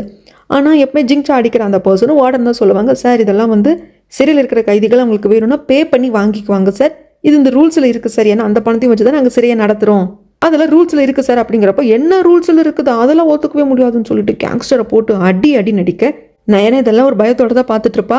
நம்மளோட தேவோன்னு நயனாவை பார்ப்பா. ஓ இப்போ இந்த புள்ள தான் ஏதோ பண்ணியிருக்கு அப்படின்னு சொல்லிட்டு புரிஞ்சு போச்சு தேவோனுக்கு. அதுக்கப்புறம் இவங்கெல்லாம் போயிடுவாங்க. போனதுக்கப்புறமாக பாஸ் நீங்கள் ஓகே தானே கேட்குறப்போ முட்டாளுங்களா, நான் என்ன ஓகேவா வாட உட்காந்துருக்கேன், அந்த ஆள் என்னை போட்டு அடி நடிச்சிட்டனால ஒன்றும் பண்ண முடியல, உடனே வெளியே இருக்கிற நம்ம ஆட்களுக்கு தகவல் கொடுங்க, இந்த சீஃபு எங்கிட்ட பணம் வாங்கிட்டு இங்கேருந்து தப்பிக்க வைக்காத அந்த வார்டன் எல்லாரும் போட்டு தலை சொல்லுங்கடா, இன்ஃபர்மேஷனை பாஸ் பண்ணுங்கடா அப்படின்னு சொன்னதுக்கப்புறமாக நைட் ஆகிடும். எல்லாரும் படுத்து தூங்கிட்டு இருப்பாங்க. அந்த சமயத்தில் நம்ம தேவோன் மட்டும் எழுந்து எல்லாரும் நல்லா தூங்கிட்டு இருக்காங்க அப்படிங்கிறத உஷாராக கன்ஃபார்ம் பண்ணதுக்கப்புறமாக அந்த கேங்ஸ்டர் பக்கத்தில் வந்து வாயை பொத்தி கழுத்தில் வச்சு அழுத்துவான். கொன்னுட்டானா என்ன அப்படிங்கிறது தெரியல. அடுத்த நாள் தேவோன் ரிலீஸ் ஆக வேண்டியது. ரிலீஸ் ஆகி வர்ற சமயத்தில் நயனாவை எதுக்கால பார்ப்பாங்க. பார்த்துட்டு பாப்பா நல்லா இருக்கியா, அப்புறம் என் பேர் தேவோன், உனக்கு ஏதாவது உதவி வேணும்னாலோ என்ன பார்க்கணும் அப்படின்னாலோ இந்த இடத்துக்கு வா, நான் அங்கே தான் இருப்பேன் அப்படின்னு சொல்லிட்டு இவர் ஜெயிலை விட்டு வெளியே வருவார். இதுக்கப்புறம் என்ன நடந்தது அப்படிங்கிறத நான் அடுத்த வீடியோவில் வந்து சொல்கிறேங்க. ஃபஸ்ட்டு 3 பாட்டு நான் ஒவ்வொரு நாளைக்கு ஒவ்வொரு வீடியோவாக போஸ்ட் பண்ணுறேங்க. அதுக்கப்புறமாக ரீச் எப்படி இருக்குது அப்படிங்கிறத பொறுத்து ஒரு நாளைக்கு 2 வீடியோ 3 வீடியோ அப்படின்னு நான் போஸ்ட் பண்ணுறேன். ரீச் அப்படிங்கிறது உங்கள் கையில் தாங்க இருக்குது. லைக் பண்ணுங்கள், ஷேர் பண்ணுங்கள், ஹைப் பட்டன் இருக்கும், அந்த ஹைப் பட்டனை ப்ரெஸ் பண்ணி சேனலுக்கு நீங்கள் பாயிண்ட்ஸ் கொடுக்கறது மூலியமாகவும் இன்னும் நிறைய பேருக்கு இந்த வீடியோவும் என் சேனலும் போய் ரீச் ஆகும். அடுத்த எபிசோடில் வந்து நான் உங்களை மீட் பண்ணுறேன்.